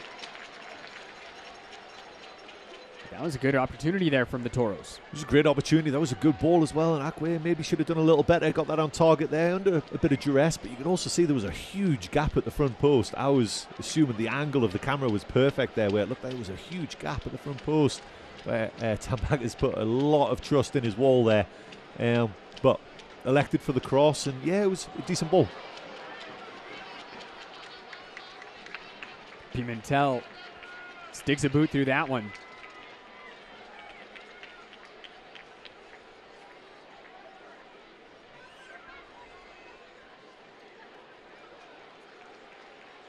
So RGV this season, when they're trailing at halftime, been in that scenario 3 times. All 3 times they've lost.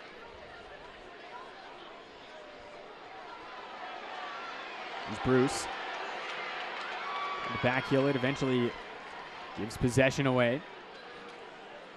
Davila looking to find Cabrera. Yearwood is there.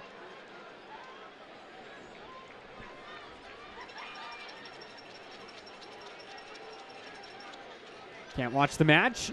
Turn on Sirius XM FC 157, North America's only 24/7 source for engaging soccer talk, including USL All Access, Tuesday nights at 7 p.m. Eastern. Plus, hear live matches from the USL, MLS, English Premier League, and more, all on Sirius XM FC 157 and the SXM app. There's more. He was asking for Hurst to put his run out. Theo now.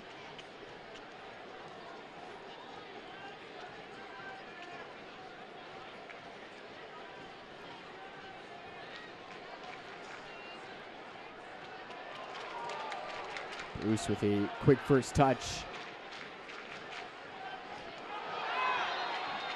Hard foul there from Nodarse as Moar goes to ground. It was another tackle right there. I don't know if it was a tackle or Benitez lost his feet, but he went flying in on Bruce as well. If I remember right, he got a yellow card in the first half. Needs to be very careful there. But again, that one, there's some committed challenges going on out there right now. So the referee, all of a sudden, we talked about in the first half how he's doing a great job of letting them play, and I'm not saying that's what should be happening now, but the game has definitely changed and it's taken a turn. So I get the feeling New Mexico United are maybe looking to make a change pretty soon here, maybe to get a little control back, because they've lost a little bit of control in this game. It's a little bit frantic now. If you look over, you can see Armando Moreno warming up down there for New Mexico. Be curious to see where first-time head coach Eric Quill looks for, as Caelan Ryden had that one run off his foot, but the offside flag goes up.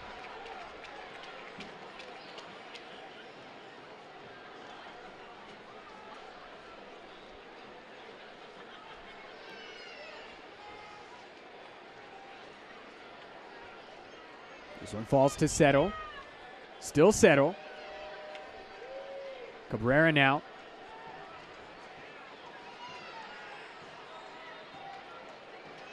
Foul called against RGV.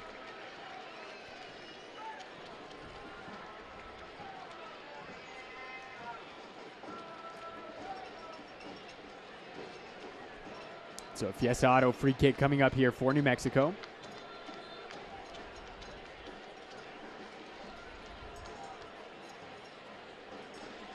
Substitution brought to you by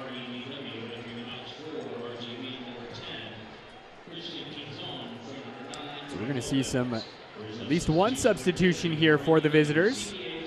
Christian Pinzon entering for Frank Lopez. That substitution brought to you by REDW, CPAs and Advisors. There's no substitution for integrity.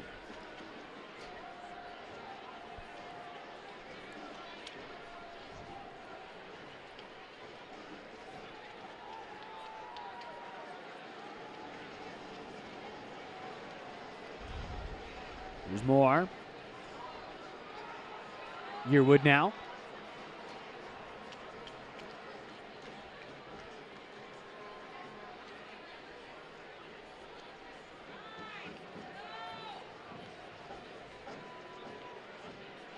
Hamilton nearly gave that one away.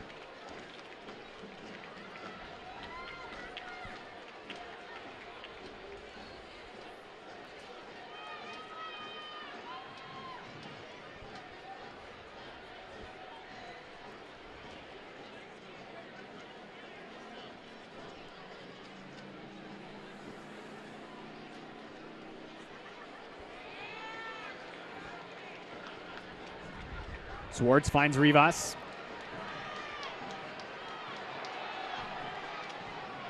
Rivas gives the ball away. Pinzon making the run. Kalen Ryden's there. And into the 70th minute we go, and the 70th minute of this match is brought to you by REDW, an Albuquerque-based CPA firm celebrating 70 years of keeping New Mexico moving forward.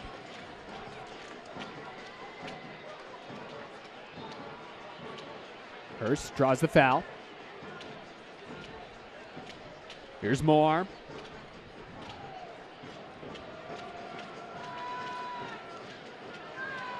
That one cut out by Pimentel.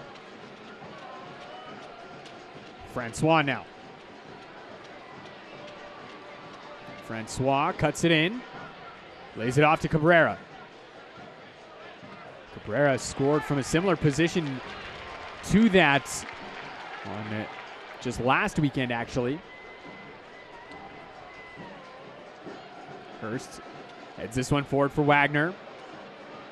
The teenager draws the foul.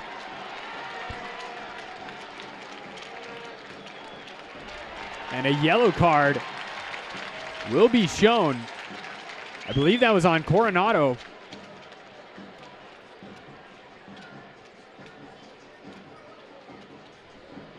Get another look at this TLC replay. Indeed, it was Robert Coronado. When you've been fouled, call Ferguson Law Firm, New Mexico's leading personal injury attorneys for over 40 years.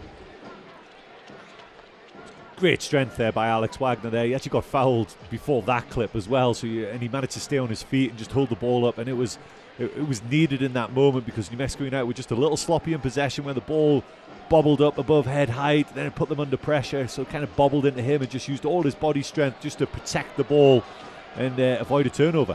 Here's Francois. Seto now.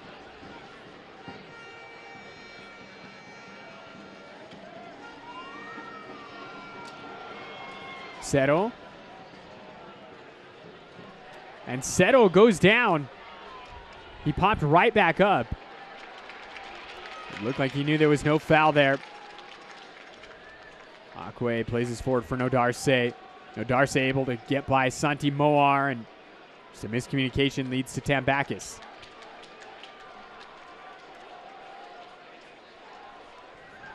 And so for Christian Pinzon, who came in earlier, he's actually making his season debut here tonight.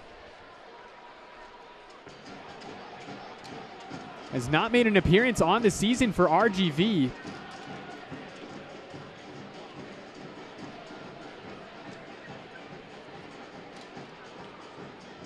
Getting his bumps here tonight at the lab. 72 minutes gone by. Make that 73 as Daniel Bruce in control.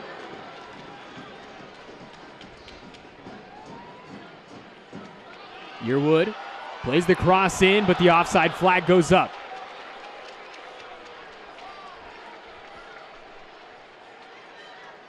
What do you think about that one? Come on, you put me on the spot there. You saw my reaction.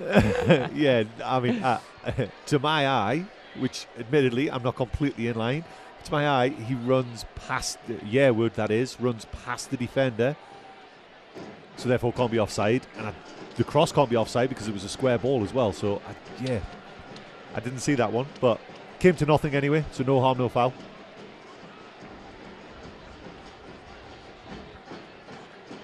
There's New Mexico. Hurst, some good link-up play there with Wagner. Hurst looking to thread the needle, and no foul called as Menancia comes out to make a play on the ball. Wagner still down. He seems to be a little shaken up. He's back on his feet now. And what a ball there from the Scotsman, Greg Hurst. Again, we mentioned it in the first half, right? When Greg Hurst is pulling the strings in that little number 10 role just off Alex Wagner. Good things happen. And he's really found his home in there for New Mexico United when he's played there. And it was a great little reverse ball against the grain there. But you can see Wagner really is shaken up, and wouldn't be surprised if these subs that are coming on, maybe he's one for him. But you see, he was committed again. Great goalkeeping. Quick off his line. Smothered the chance. And Menancia had to get that one absolutely perfect, and he did. As we've got double changes here for both sides. First up for New Mexico, the Englishman Josh Dalling and the El Salvadorian international Armando Moreno.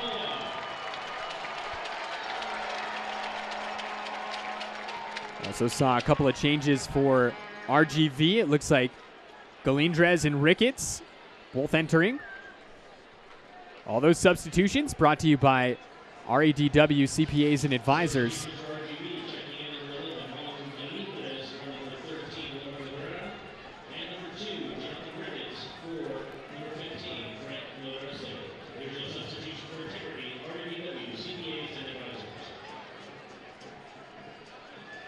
So it sounds like the substitutes heading out of the match are Santi Moore, Alex Wagner, Frank Nadarce, and the goal scorer Wilmer Cabrera. So final 15 minutes, Chris. As I mentioned, this is where RGV have struggled this season. They've conceded 8 times and only scored twice in the final 15 minutes. Your Twitter is about to blow up with angry New Mexico United Well, thanks fans. for telling them to tweet me. Jeez.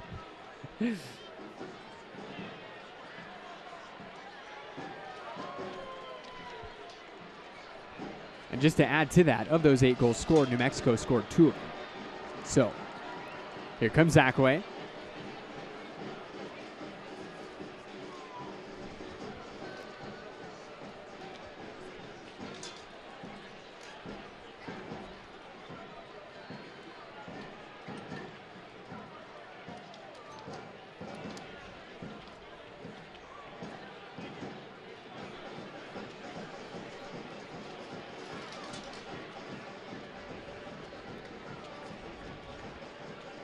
So we've got our official attendance number, 10,057 here at the lab, brought to you by New Mexico Mutual.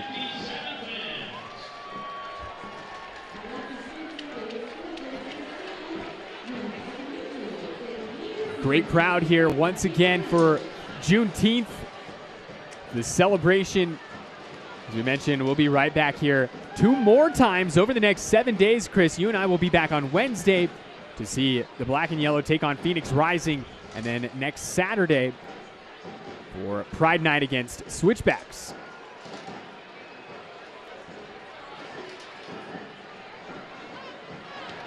Second time matchups between all those clubs for New Mexico. Swartz looks like he's getting a bit of a cramp there. As New Mexico beat Phoenix Rising in the U.S. Open Cup here at the lab just a couple of months ago. That too on a Wednesday night. And New Mexico went up to Widener Field in late April. That was April 22nd. Switchbacks were victorious that day. It was an own goal from Harry Swartz and Drew Skundrich following that up 3 minutes later, which saw the hosts come from behind to cancel out Santi Moar's only goal so far this season.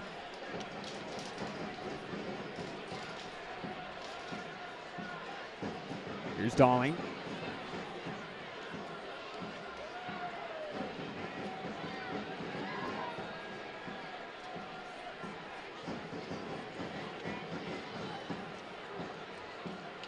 What changes are you seeing with the substitutes that have come in here?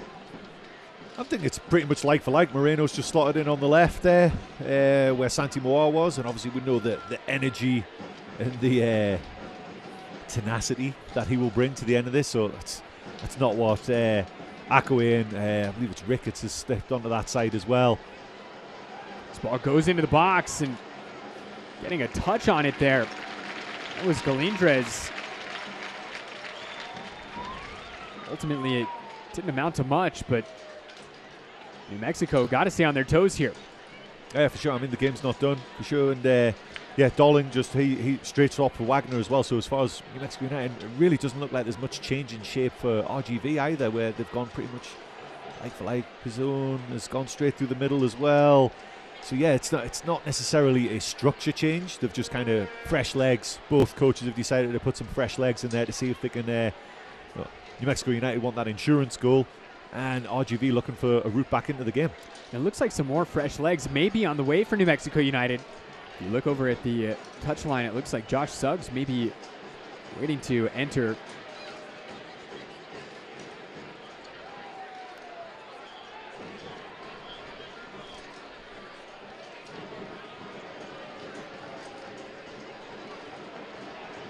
Here's Dalling. Next with his English compatriot, the goal scorer on his 100th appearance, Daniel Bruce.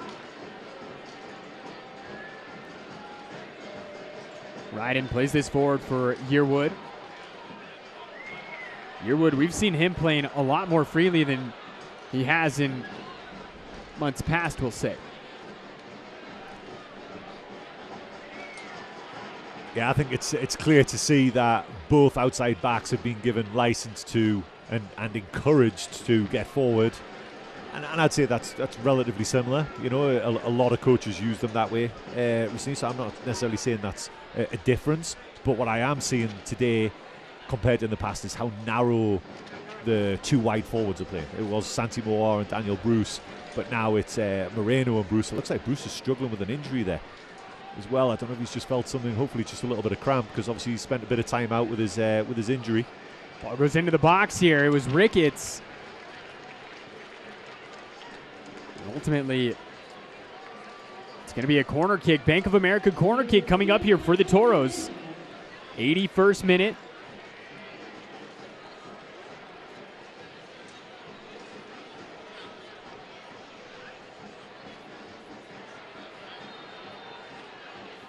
Back post and foul called.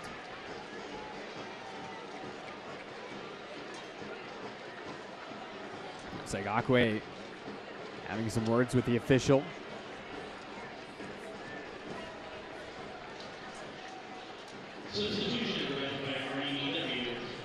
So we've got another substitution coming in here for New Mexico. The Las Cruces native Josh Suggs will replace Daniel Bruce. Brought to you by REDW CPAs and advisors. There's no substitution for integrity, as Daniel Bruce will make his way off the pitch. His 100th USL Championship appearance for New Mexico, capped off with a goal in the 43rd minute. And as it stands, the go-ahead goal for New Mexico. It's just interesting seeing that interaction there between Daniel Bruce and the referee, where clearly he's saying he's got an issue with, I hope he wasn't pointing at his hamstring, I really hope it's just a little bit of cramp in his calves there, but trying to explain why he's not jogging off, and obviously referee trying to speed up. So that interaction was pretty amusing, where Daniel Bruce was not budging on that. And you're right about that. For New Mexico United fans, certainly hope that it's not a hamstring injury, as Daniel Bruce, he did miss a good chunk of time there following the Phoenix Rising Open Cup match had an upper body injury. Turned out, I believe it to be a wrist injury. He's been back recently over the past, 3 weeks, I think, wearing a cast on that left arm. Most appearances in club history. And the fans don't want to see him gone very long.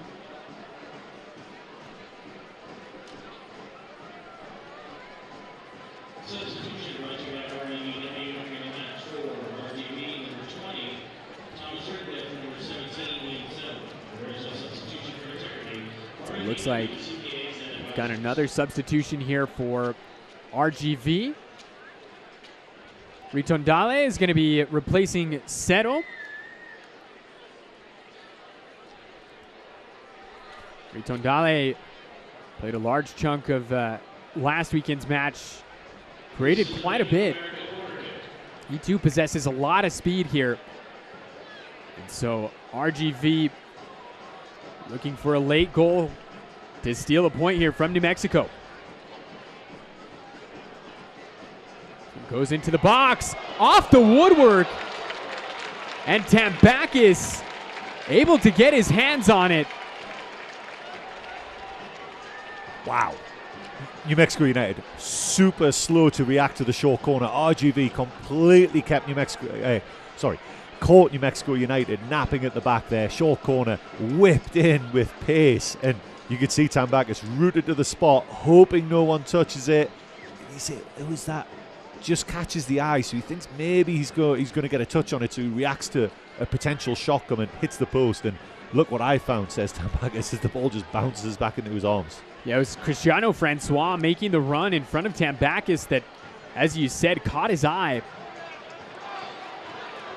That ball just a couple of inches away from having my mentions flooded. Yeah, and you can see RGV really pushing now. It's almost desperation. Here comes the kitchen sink kind of thing.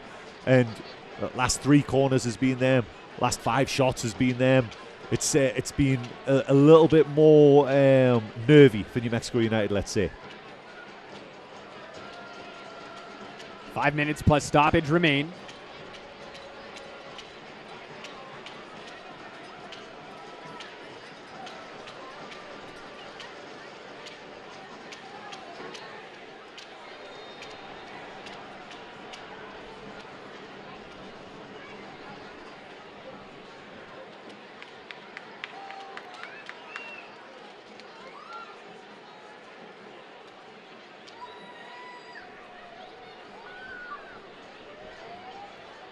Ritondale.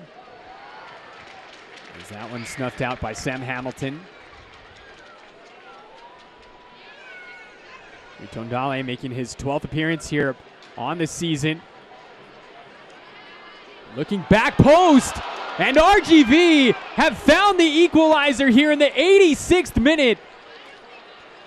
It was Pinzone on his debut for this season, the second half substitute. And we mentioned it, RGV and New Mexico have a history of late goals between them. RGV scored in the 90th minute last year here to steal a draw. We know what the black and yellow did at HEB Park earlier. And RGV have just equalized here late in the second half. And you've got to say it's been coming. We literally just mentioned it as well. And it was just a ball hung up to the back post there. And yeah, Wood just gets caught underneath it a little bit. It's attacking the ball a little too early there. Just gets caught underneath it, sails over his head. Pinzone, perfect position at the back post there and just places it with his head in the bottom corner. Tambakis could do nothing about that. 87th minute equalizer for Pinzone.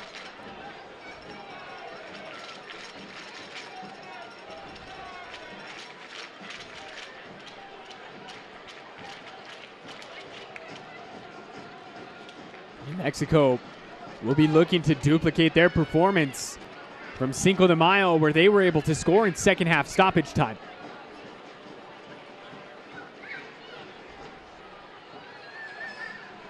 In RGV, Chris, they came into this match sitting in 11th in the Western Conference. We'll pause on that for just a moment. Here's Darling. Darling gets it back from Moreno. And Dalling goes to ground, losing possession. As New Mexico looked like they might have been onto something. I tell you what, that was a chance, because if Dalling, he was trying to slide and like cross it all in one action and just got it horribly wrong and just kind of got stuck underneath his feet. But I think it was Josh Suggs, maybe even Hurst. There was two guys just, you see their eyes got big and wide thinking the cross was coming, and that was a big opportunity. As I was saying, coming into this one, you might look at RGV in the standings and kind of consider, this one might be an easy one tonight, but you look at their schedule so far. They came into this one with 2 wins on the season. Those 2 wins on the road in San Diego at Torero and in Detroit at Keyworth, 2 of the hardest places to go in and play. Add the Lab to that list here tonight. Obviously not in the lead, but putting up an incredible fight here. They have great resiliency when it comes to playing on the road in these hostile environments. Yeah, and this is something that Coach Quill mentioned in his introductory press conference earlier on this week as well, about the home form of New Mexico United maybe being a little disappointed and wanting to put that right because of how great the support is here as well. But like you say, these difficult places, RGV at home, no wins, 3 losses, 5 ties, so a lot of ties in there. But they've done their damage away from home. They've only had 5 games before today. It was 2 wins, 2 losses and a tie. So, they certainly seem to have found some kind of recipe to be competitive away from home. RGV give up a throw in here. Into the 90th minute we go. Tyler Ortega, Chris Hurst here at the Lab. It's Christian Pinzon scoring in the 87th minute to equalize for the visitors. As we mentioned, last time they were here at the Lab, Vasquez scored in the 90th as this one bouncing around, and Menancillo able to grab it eventually. But RGV, no strangers to the dramatic. Yeah, but it seems like the goal for RGV has woken New Mexico United up a little bit. Before that, it had been a while since they had created any kind of opportunity. Speaking of opportunity, that one taken off the feet of Greg Hurst. And the foul is going to be called against the Toros. And so into stoppage time we go. 3 minutes of New Mexico Pinon coffee stoppage time. Great coffee is a matter of opinion. Suggs with a great flick. Akwe heads that one out. Asking for a handball on Francois, not going to get the call. It's Yearwood. Yearwood and Suggs linking up.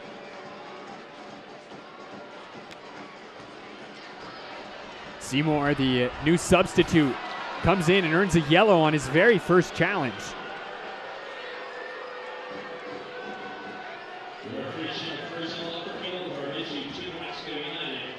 Looks like Yearwood's hurt himself in that little combination with Suggs there as well. Yeah, New Mexico United, while pushing for a winner here, need to make sure that they don't throw it all away as well. They were so close to getting the win that they so dearly want on the head coach's first game. And yeah, they certainly don't want to throw it all away. Yeah, Will Seymour yellow card brought to you by Ferguson Law Firm. When you've been fouled, call the guys at Ferguson Law Firm.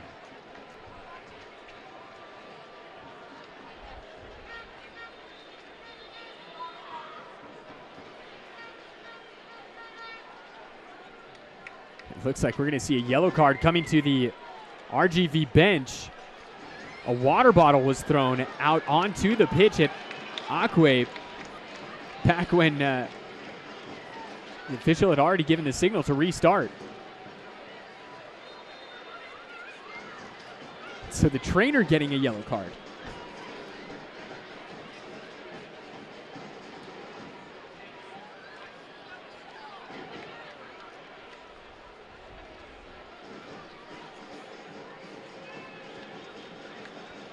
All-time series between these two.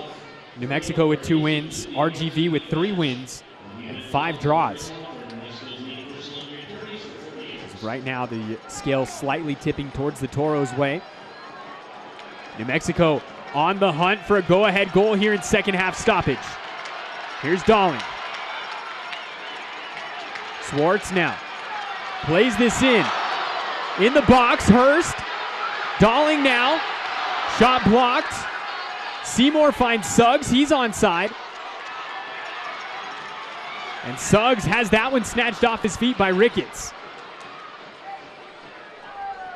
You see Darling there just maybe lacking a little bit of confidence, took that extra touch at the top of the box instead of hitting it on his second touch and just allowed RGV to just swarm him and smother that chance away. And now RGV coming the other way, it's turned into a track meet. Francois unleashes one and goes right to Alex Tambakis.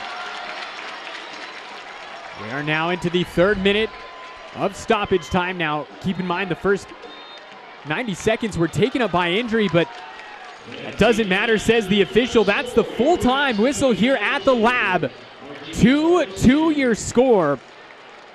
As New Mexico looked like things might have gone ahead, and then RGV able to come back and equalize. And so, Chris, match number 1 of the Eric Quill era in the books. What are your thoughts on tonight's match? It was an entertaining game. Really was an entertaining game, and I don't think any of the supporters here tonight will go home disappointed at all. Play of the match brought to you by Bud Light is Justin Portillo with his goal in the 38th minute. Suspect that may or may not be nominated for Goal of the Week. As Daniel Bruce, you see there, shown with an ice pack around his hamstring. He is our man of the match, brought to you by Pepsi on his 100th league appearance here tonight. Daniel Bruce on the score sheet in the 43rd minute, and Alex Tambakis with our Invigorate Roofing save of the match. Had 2 big saves this match, including the big one in the 84th minute. Wasn't enough here as the points shared at the Lab. And so we'll go ahead and step aside for just a moment. We'll be back on the other side of this to put a bow on things.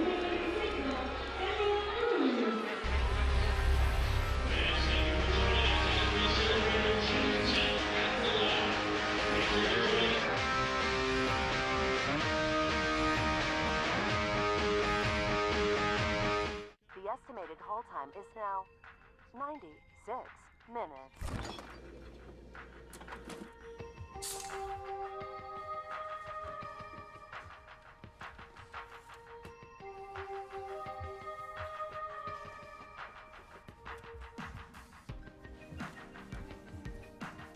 Sorry, are you still there? Yes. Okay, please hold.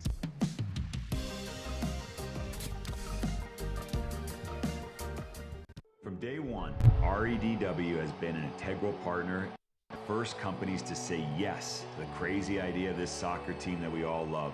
Because of REDW's belief, support, and expert financial guidance, United is in a better place today. Their focus on community-first initiatives is perfectly aligned with United's ethos. When they say integrity counts, they mean it, and we are forever grateful and thrilled to be partnered with REDW. When you get proven quality at lower than low price.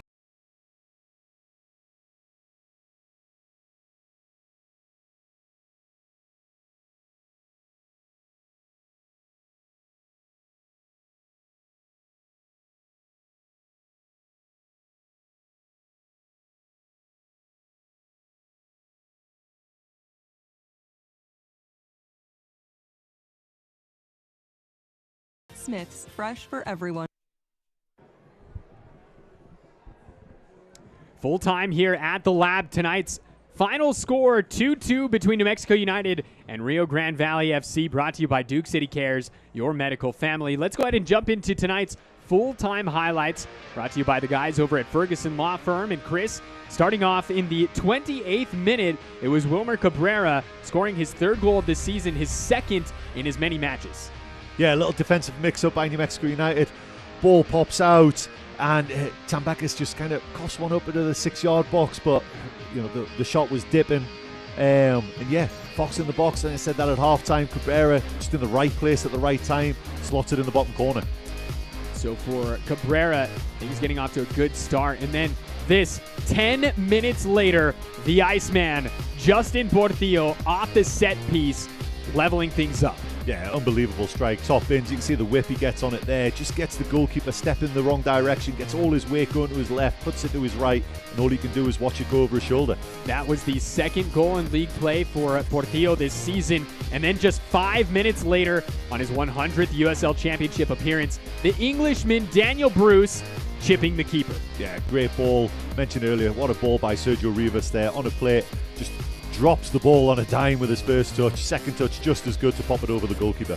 And then late in the second half, Pinzon, 86th minute, making his season debut here at the Lab in front of over 10,000 fans, heads it home to equalize. Yeah, decent ball into the back post. Austin Yearwood just gets caught underneath it, maybe feeling the effects of how much run and how much work he did on that left side today, and just got caught under the flight of it. Pinzon, again, right place, right time. Great header at the back post.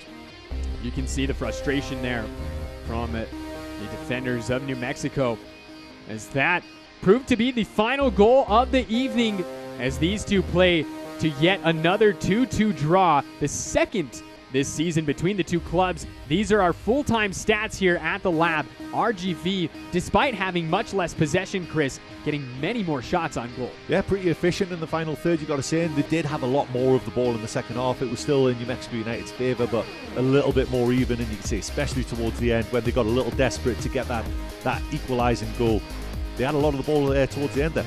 And so all in all, Chris, full-time first match of the Eric Quill era. Got to get that right eventually. What are your thoughts? Yeah, I mean, I think there was some decent stuff. You could see little patches, little flashes of maybe what he's trying to instill with the possession and the ball movement in the middle of the park there. But ultimately disappointing because they were so close to taking all three. But with the run of results that they've had recently, they'll take the point and move on. We'll be right back here in just a few days. Wednesday night, Phoenix Rising making the way out to the Lab. If you haven't yet, you can still grab your tickets on SeatGeek, and then we'll be back on Saturday as well. That's going to do it for us here at the Lab. For our director, Gary Williams, Chris Hurst on color, my name's Tyler Ortega. We'll see you again on Wednesday.